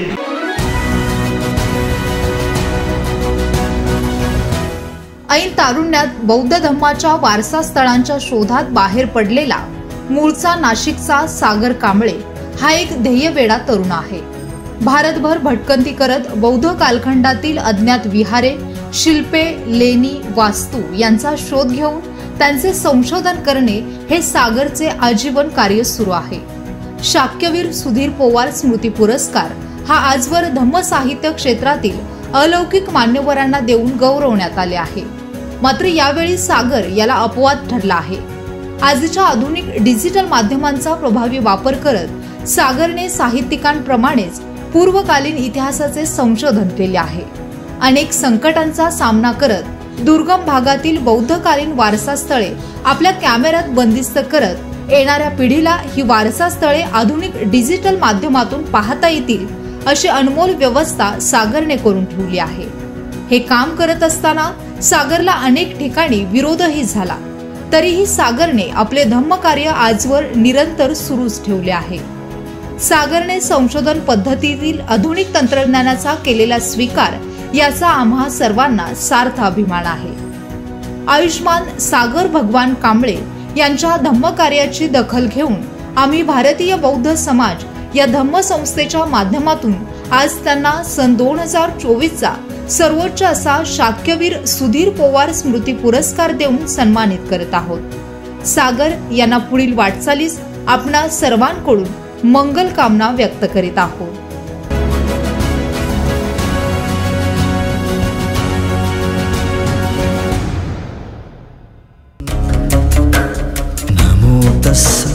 भगवतो अरहतो सम्मा सम्बुद्धस्सा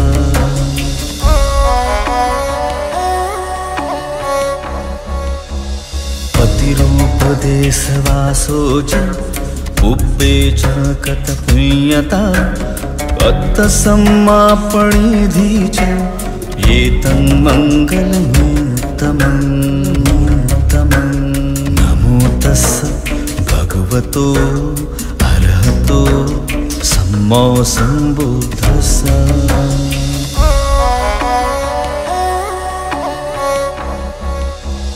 बाहुसच्चं च सिंपं च विनयो च. गेल्या 7 वर्षापासून बोधिसत्व या चॅनलच्या माध्यमातून संपूर्ण देशभरामध्ये तथागत भगवान बुद्धांच्या शारीरिक धातूवरती निर्माण केलेले जे प्राचीन बौद्ध स्तूप किंवा प्राचीन बौद्ध स्मारक जी आज पूर्णपणे दुर्लक्षित आहेत, पूर्णपणे उपेक्षित आहेत किंवा ती जी स्मारक आहेत पूर्णपणे नामशेष झालेले आहेत, असे स्मारक शोधण्याचं काम करत आहे.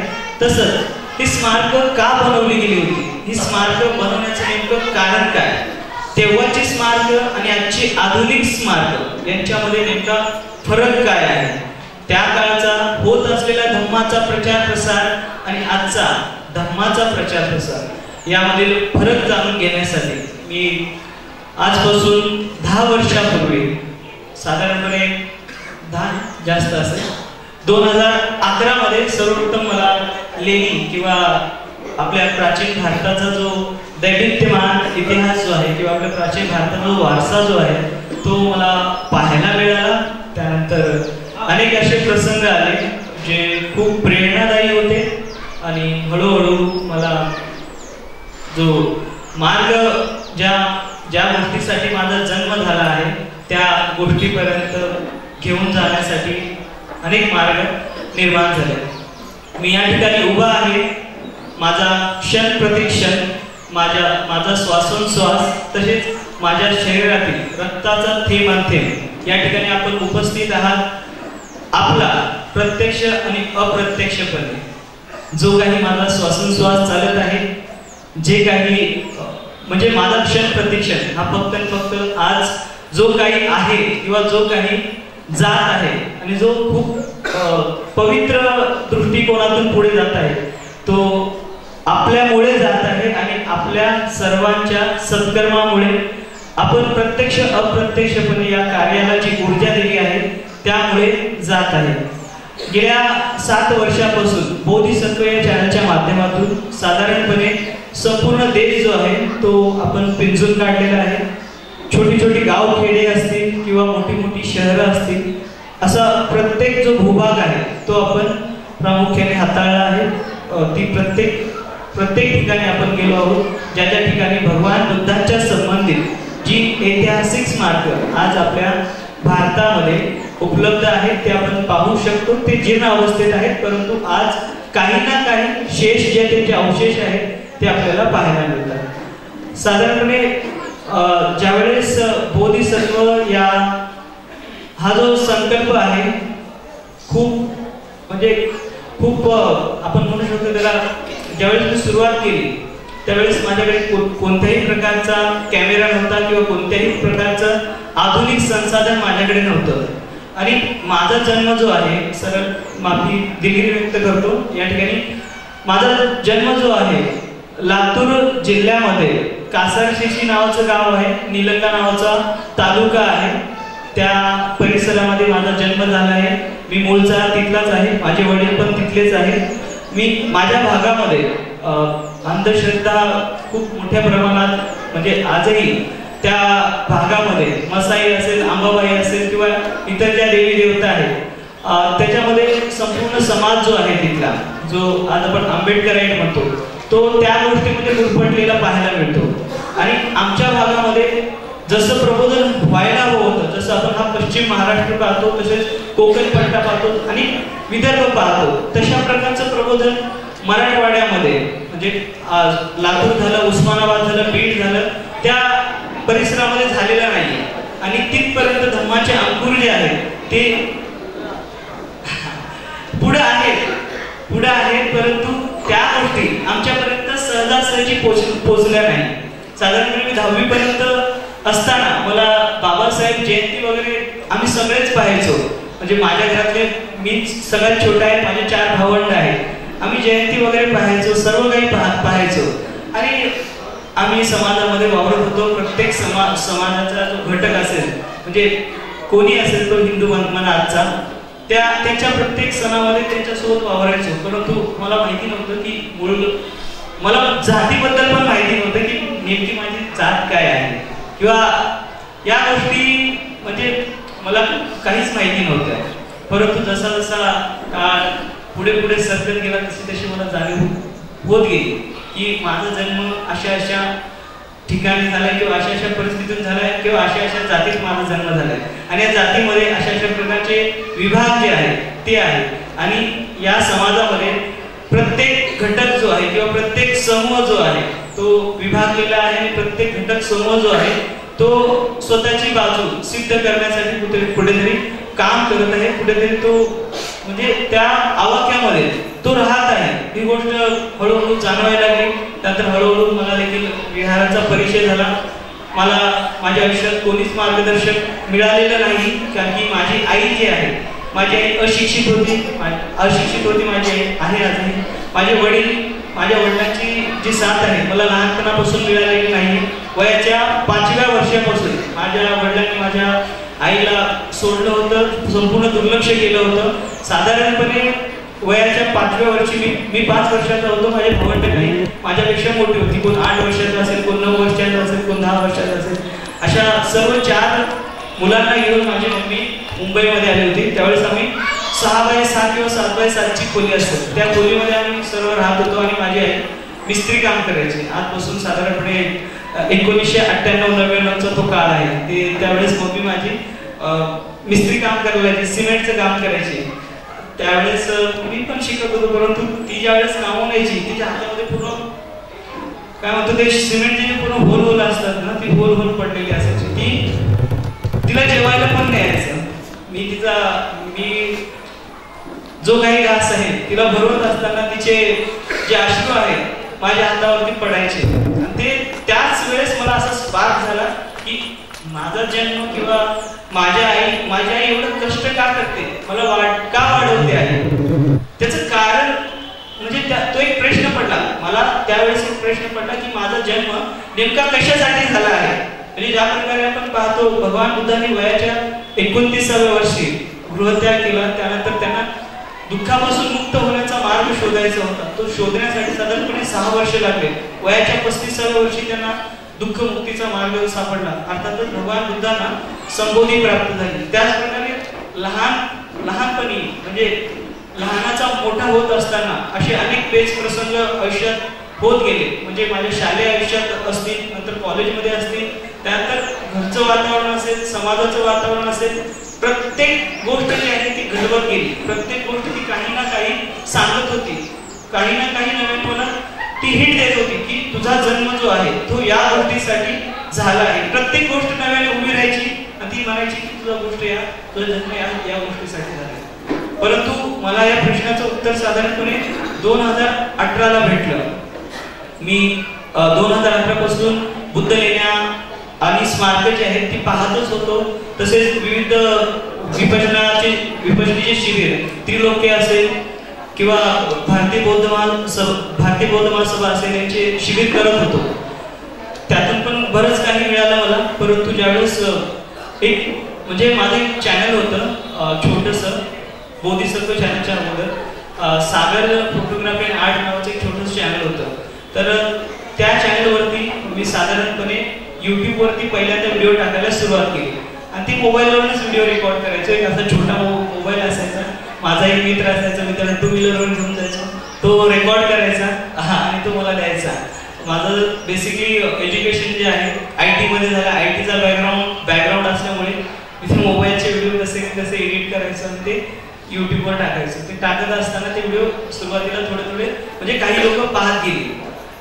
मग नंतर ते चॅनल काही काळाने बंद पडल्यानंतर माझा एक अपघात झाला, खूप मोठा अपघात झाल्याच्या नंतर म्हणजे माझ्या चेहऱ्यावरती आपण मार्क पाहतात, इथे एक मार्क आहे, इथे मार्क आहे, माझ्या हातावरती मार्क आहे. जर आपण व्हिडिओ पाहिले असतील तर आपल्याला ज्या मार्किंग आहेत माझ्या शरीरावरती झालेल्या त्या आपल्याला पाहायला मिळेल. साधारणपणे 2017 मध्ये माझं ऍक्सिडेंट झालं होतं आणि त्या ऍक्सिडेंटमध्ये मी साधारणपणे 2 ते 3 दिवस जे आहे म्हणजे माझ्या ब्रेनमध्ये ते ब्लडचे स्लॉट जे आहेत ना ते झाले होते. तर त्या परिस्थितीमध्ये मला वाटलं नव्हतं की मी जिवंत राहीन किंवा असं काही काम आयुष्यात करेन. परंतु तिथून एक सुरुवात झाली. साधारणपणे छोटे व्हिडिओ बनवत गेलो आणि आजचं जे म्हणजे आपण ज्याला म्हणतो आजचं जे चवदार तळं जे आहे, चवदार तळ्यामध्ये प्रेरणा घेतली बाबासाहेबांच्या कर्मभूमीतून की आपण असं काहीतरी काम करूया. ज्या प्रकारे आज त्यावेळेस मी लेण्यांमध्ये जायचो, लेख पाहायचो, त्या लेखामध्ये लिहिलेलं दानदात्याचं नाव पाहायचो. ते 2200 वर्षापूर्वीची ती जी स्मारकं आहेत किंवा ज्या लेण्या आहेत त्यातली नावं जशीच्या तशी आजही आहेत. एवढी वर्ष झाली, ऊन वारा पाऊस सर्व गोष्टींना ते सहन करत ताटमानेने आजही जशीच्या तशी आहे. त्याच प्रकारे आपण करत असलेलं कार्य हे शरीर ज्यावेळेस साथ सोडून देईल त्याच्यानंतरही हे कार्य अजरामर होत राहावं, असं काहीतरी कार्य आपण करावं. त्यासाठी माझा क्षण प्रतिक्षण, माझा श्वासोश्वास, माझ्या रक्तातील थेंब हा या चळवळीसाठी समर्पित करावा हा भाव निर्माण झाला. तेव्हापासून ते आजपर्यंत या स्टेजवरती आपल्यासोबत मी या माईकद्वारे संभाषण करत आहे. हा माझा प्रत्येक क्षण आणि क्षण, माझा प्रत्येक श्वास आणि श्वास, माझं जे काही दिनचर्या आहे माझी ती समाजासाठी आणि प्राचीन जो बौद्ध वारसा आज पूर्णपणे लुप्त होत आहे किंवा जो दुर्लक्षित केला जात आहे त्यासाठी समर्पित केला आहे आणि पुढचं आयुष्य देखील त्यासाठी समर्पित केलं आहे. आज आपण पाहतो आपण आधुनिक विहार बांधतो आणि आधुनिक विहार बांधल्यानंतर आपल्याला वाटतं की आपण खूप मोठं जे कार्य आहे ते केलेलं आहे. आपल्याला त्यातून खूप आनंद होतो कारण की आपल्या परिसरामध्ये आपल्या ज्या काही विधी असतील, संस्कार जे काही घडवायचे आहेत आपल्याला येणाऱ्या पिढीवरती ते आपल्याला घडवण्यासाठी एक स्मारक निर्माण झालेलं आहे हे पाहून प्रत्येकाला आनंद होतो आणि झालाच पाहिजे. परंतु मी लहानपणा जेव्हापासून मी विहारात जात आहे किंवा जेव्हापासून विहारात जायला लागलो किंवा जेव्हापासून मी काही शिबिरे अटेंड केली किंवा काही व्याख्याने ऐकली किंवा काही प्रबोधनाची कार्यक्रम ऐकली, त्याच्यामध्ये प्रत्येक जण म्हणायचा की प्रियदर्शी चक्रवर्ती सम्राट अशोकाने 84,000 विहारे निर्माण केली. ती अशी झाली, परंतु ती विहार नेमकी कुठे निर्माण केली? 84,000 विहार होती, तर ते आज नेमकी गेली कुठं? त्याचं अस्तित्व आज काय आहे? एवढंच नाही तर सम्राट अशोकानंतर साधारणपणे 11व्या-12व्या शतकापर्यंत आपल्या संपूर्ण भारतभरामध्ये अनेक स्मारक निर्माण केली गेली, अनेक लाखो विहार निर्माण केली गेली. जर एवढी लाखो विहार निर्माण केली गेली होती आणि जर 84,000 स्तूप निर्माण केली गेली होती, तर आपण ज्या आधुनिक विहारात जात आहोत, ज्या आधुनिक विहारातून आपलं प्रबोधन होत आहे, तर ती पूर्वीची नेमकी गेली कुठं? म्हणजे आधुनिक तर आपण घडवलं, परंतु ज्या ठिकाणाहून किंवा जिथून आजपासून साधारणपणे 17व्या शतकामध्ये आपल्या भारतामध्ये जे इंग्रज असतील त्या इंग्रजांनी संशोधन कार्य सुरू केलं. ते संशोधन कार्य करत असताना ज्या ठिकाणाहून त्यांना ऐतिहासिक पुरावे मिळाले, भगवान बुद्धांना सिद्ध करण्यासाठी बुद्ध नावाचा एक मनुष्य ज्याला संबोधी प्राप्त झाले, तो या भूतलावरती होऊन गेलाय, तो या भारताच्या मातीमध्ये होऊन गेलाय. त्याची पुरावे त्याचे साक्ष जे आहेत या इंग्रज अधिकाऱ्यांनी शोधून काढायला सुरुवात केली. तेव्हापासून आपल्या भारतामध्ये वेस्टर्न जे स्कॉलर होते ते मोठ्या संख्येने येऊ लागले होते. मोठ्या संख्येने त्या गोष्टी म्हणजे ऐतिहासिक पुराव्यामध्ये त्याची रुची वाढत होती आणि आपल्या भारतामध्ये 17व्या शतकापासून ते साधारणपणे 19व्या शतकाच्या सुरुवातीपर्यंत मोठ्या संख्येने संशोधन होत होते. आणि हे संशोधन होत असताना हळूहळू एका गोष्टीचा उलगडा होत होता. साधारणपणे आपल्या भारतामध्ये 17व्या शतकापर्यंत ज्या भगवान बुद्धांच्या मूर्त्या, आजचा जो बिहार प्रांत आहे, जो पूर्वीचा बिहार आहे किंवा आजचा जे बिहार शरीफवाला जो एरिया आहे, त्यानंतर राजगीरवाला एरिया असेल, त्यानंतर बुद्धगया असेल, तो संपूर्ण परिसर असेल, या ठिकाणी ज्या मूर्त्या होत्या, ज्या काळ्या दगडामध्ये आहेत, त्या मूर्त्यांना साधारणपणे त्यावेळेस लोक जे आहेत ते वेगवेगळ्या नावाने पूजत होते. कोण कुठला आपला भैरव बाबा कोण म्हणून पूजत होता, कोण तेली बाबा म्हणून पूजत होता. तर हे जे इंग्रज अधिकारी असतील, हे इंग्रज अधिकारी देखील त्यावेळेस थोडेसे कन्फ्यूज झाले होते, ते अस्तव्यस्त झाले होते की बाबा ह्या ज्या मूर्त्या आहेत, एवढे जे शिल्प आहेत, हे नेमके कुणाची आणि काय एवढी शिल्प एवढ्या संख्येने घडवली गेली. त्यांना पण या प्रश्नाचं उत्तर शोधायचं होतं. सुरुवातीला त्या ज्या मूर्त्या आहेत असं कन्सिडर केलं गेलं की त्या मूर्त्या जैनांच्या असाव्यात, परंतु जसं संशोधन होत गेलं आणि जशा गोष्टी पुढे येत गेल्या, साहित्य पुढे येत गेलं, तसं ज्या मूर्त्या सापडल्या त्या भगवान बुद्धांच्या आहेत. ते 19व्या शतकात म्हणजे 19व्या शतकामध्ये संपूर्ण विश्वातील जे संशोधक असतील किंवा बुद्ध धर्माच्या प्रती ज्यांचं आकर्षण आहे, अशा लोकांना प्रश्न पडला होता, एवढ्या भारतामध्ये जी स्मारक निर्माण झालेत किंवा स्मारक निर्माण केली गेली आहेत, तर ती नेमकी कोणी निर्माण केली? म्हणजे कुठला हा सम्राट आहे ज्या सम्राटाने एवढ्या भारताच्या बाहेर साधारणपणे 10-15 देशामध्ये जो बुद्ध धर्माचा प्रचार प्रसार झालेला आहे, तिथपर्यंत ती स्मारक निर्माण केली गेली आहे किंवा मूर्त्या सापडल्या आहेत, हे निर्माण करणारं नेमकं कोण?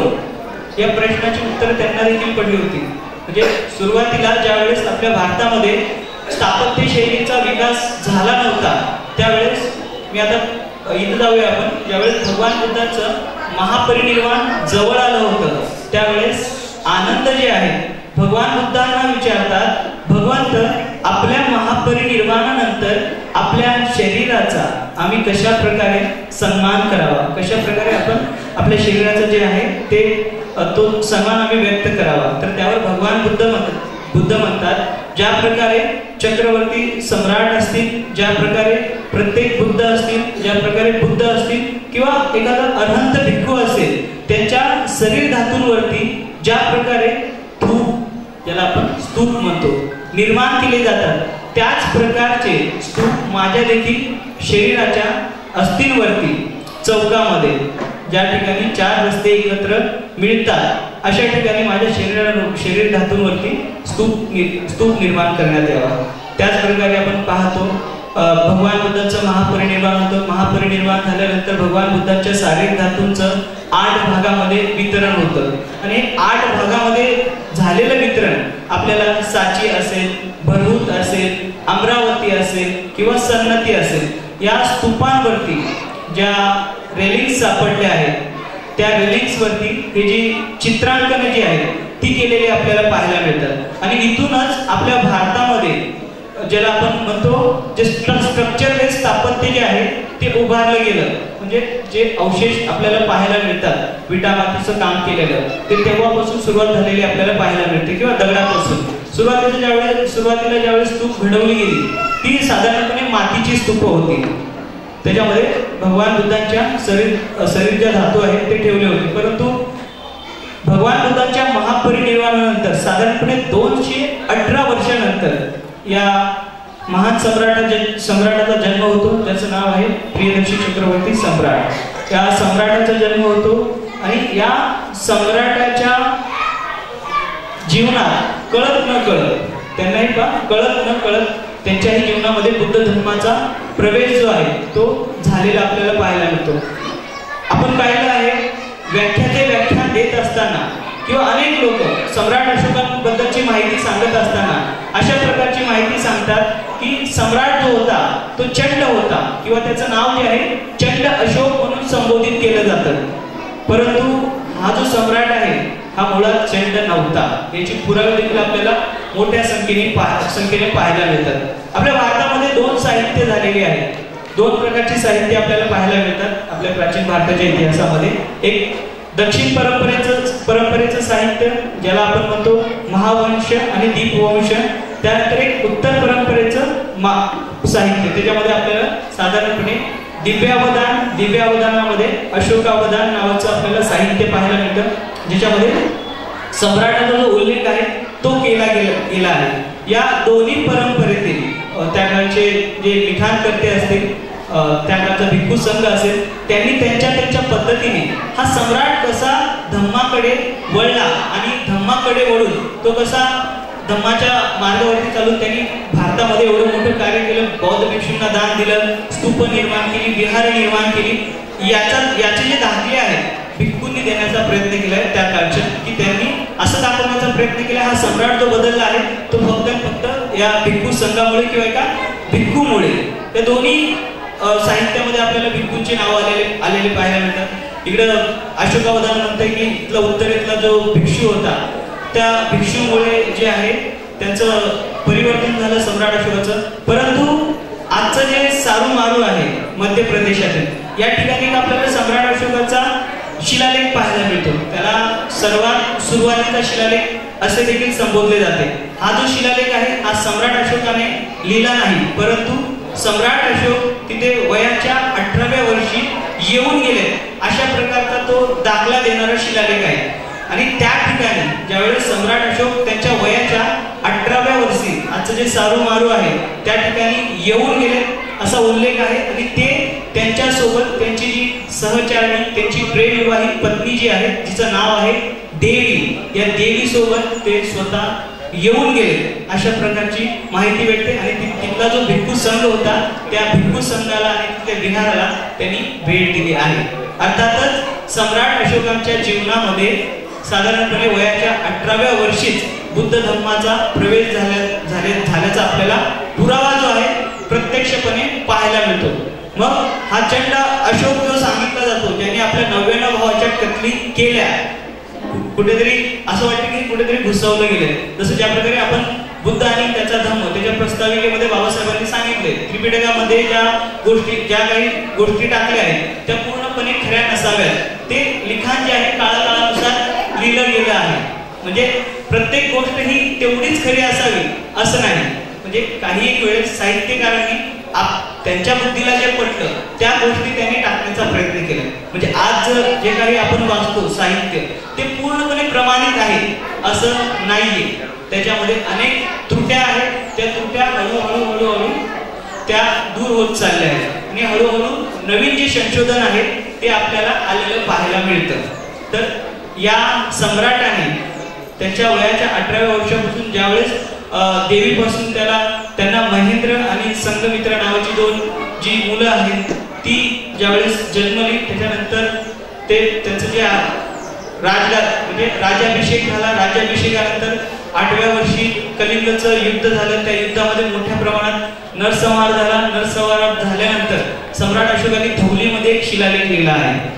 म्हणजे त्यावेळेस सम्राट अशोक जे आहेत कदाचित बुद्ध धर्माचे अनुयायी नसावेत.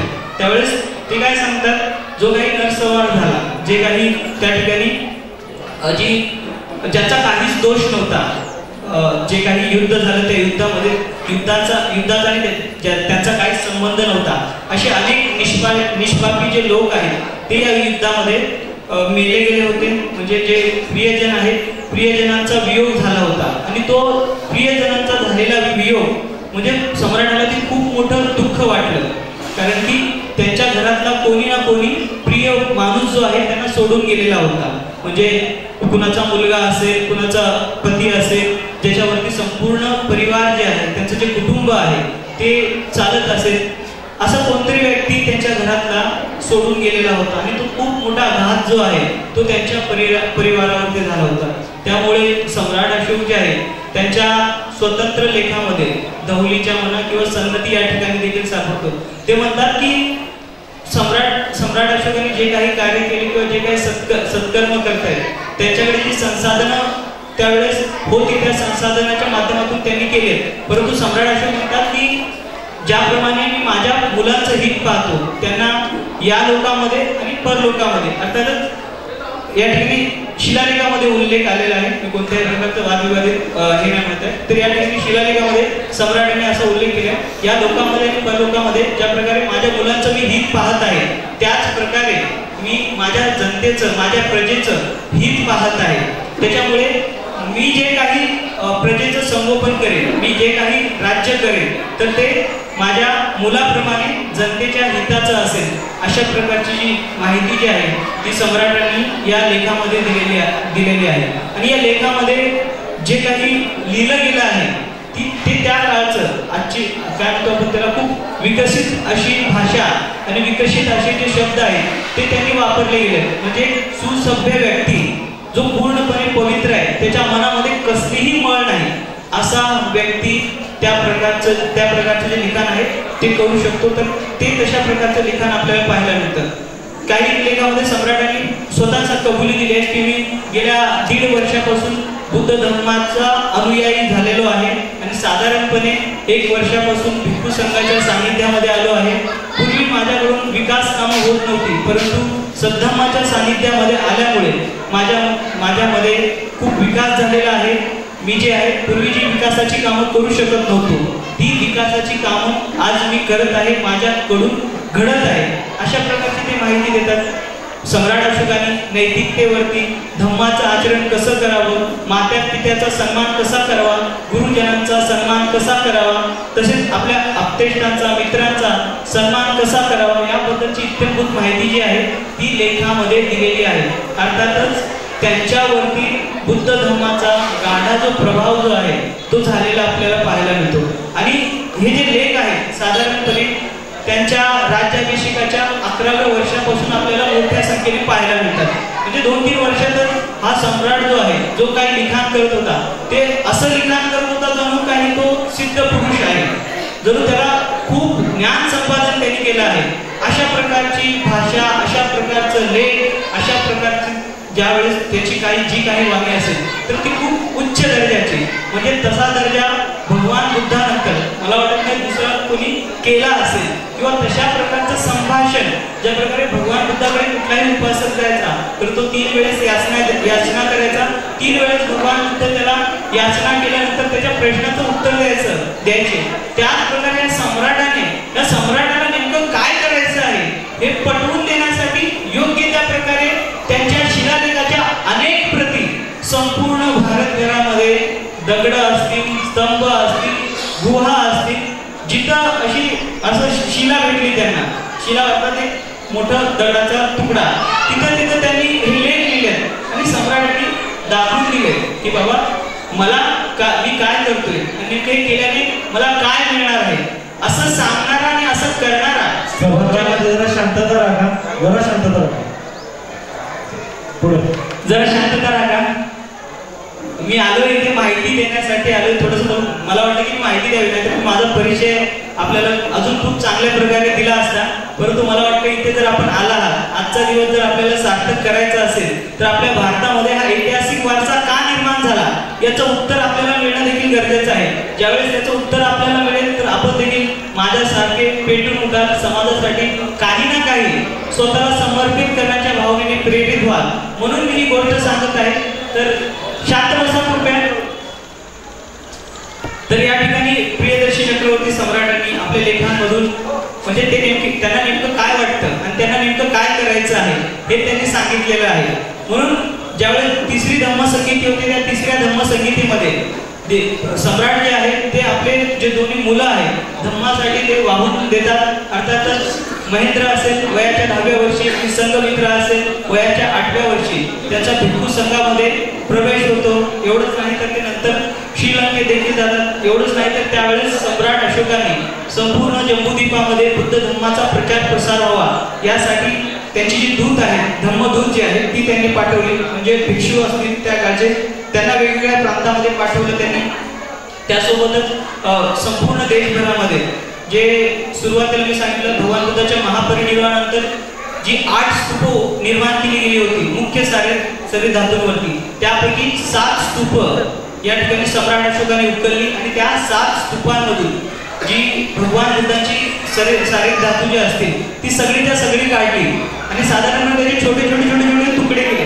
काही गोल गोल केले मण्यासारखे आणि काही आपल्याला अखंड पण पाहायला मिळतात. परंतु खूप छोटे छोटे कण ती जी आहे ती त्यांनी गोळा केली.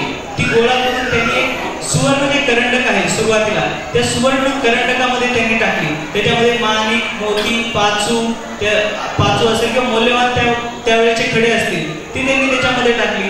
त्यानंतर सोन्याची फुलं टाकली. त्यानंतर बोधिवृक्षाची शाखा जी आहे ज्या ठिकाणी भगवान बुद्धांना ज्ञान प्राप्ती झाली होती त्या वृक्षाची ज्या छोटे छोटे फांदे ज्या आहेत त्या सरी धातूंसोबत त्यांनी टाकली. तो एक जो करंडक आहे तो पूर्ण केला. त्याच्यावरती एक जो चांदीचा जो कलर हे आहे पात्र आहे तो त्यांनी मोठा एक पात्र केला. त्याच्यामध्ये छोटा पात्र ठेवला गेला. त्याच्यानंतर एक मोठा पात्र उभारला गेला तांब्याचा. त्याच्यामध्ये ही सरी धातू जी आहे म्हणजे पहिलं सोन्याचं आवरण नंतर चांदीचं आवरण नंतर तांब्याचं आवरण. त्या तांब्याच्या आवरणावरती लेख लिहिली गेली किंवा नंतर टेराकोटा मातीचं एक मोठं पात्र तसंच जे सारी धातू ठेवण्यासाठी आपल्या महाराष्ट्रामध्ये उल्लेख येतो त्याचा दागोबा म्हणून.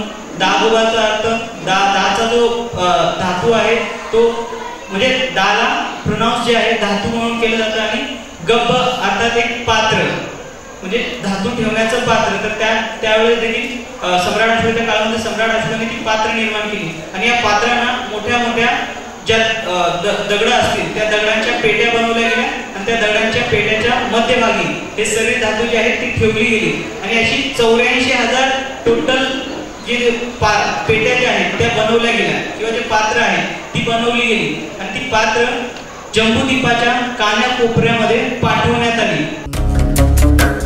नमो तस्स भगवतो अरहतो सम्मा संबुद्धस्सा.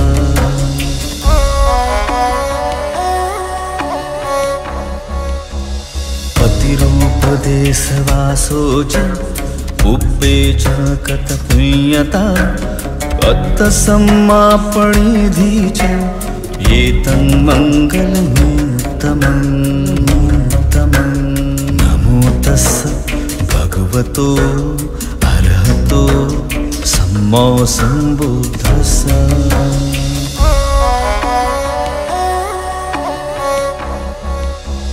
बाहुसज्जं च सिंपं च विनयो च सुशिक्षितो सुभाषिता च या वाचा एतं मङ्गलमुत्तमं. नमो तस्स भगवतो अरहतो सम्मा संबुद्धस्सा.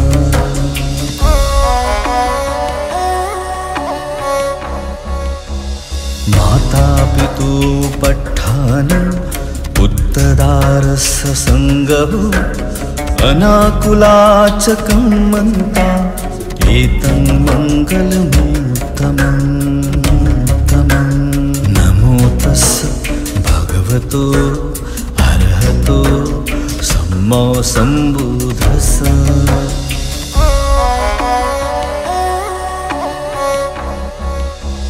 दानं च धम्मचर्या च यातकानं च सङ्गहु अनवज्जानेकं माने एतं मङ्गलमुत्तमम्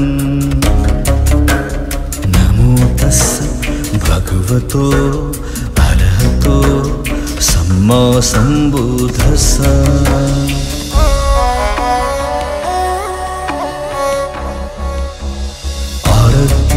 विरक्ति पाप मज्जपाना च संयमो अपमादो च धम्मेषु एतं मङ्गलमुत्तमम्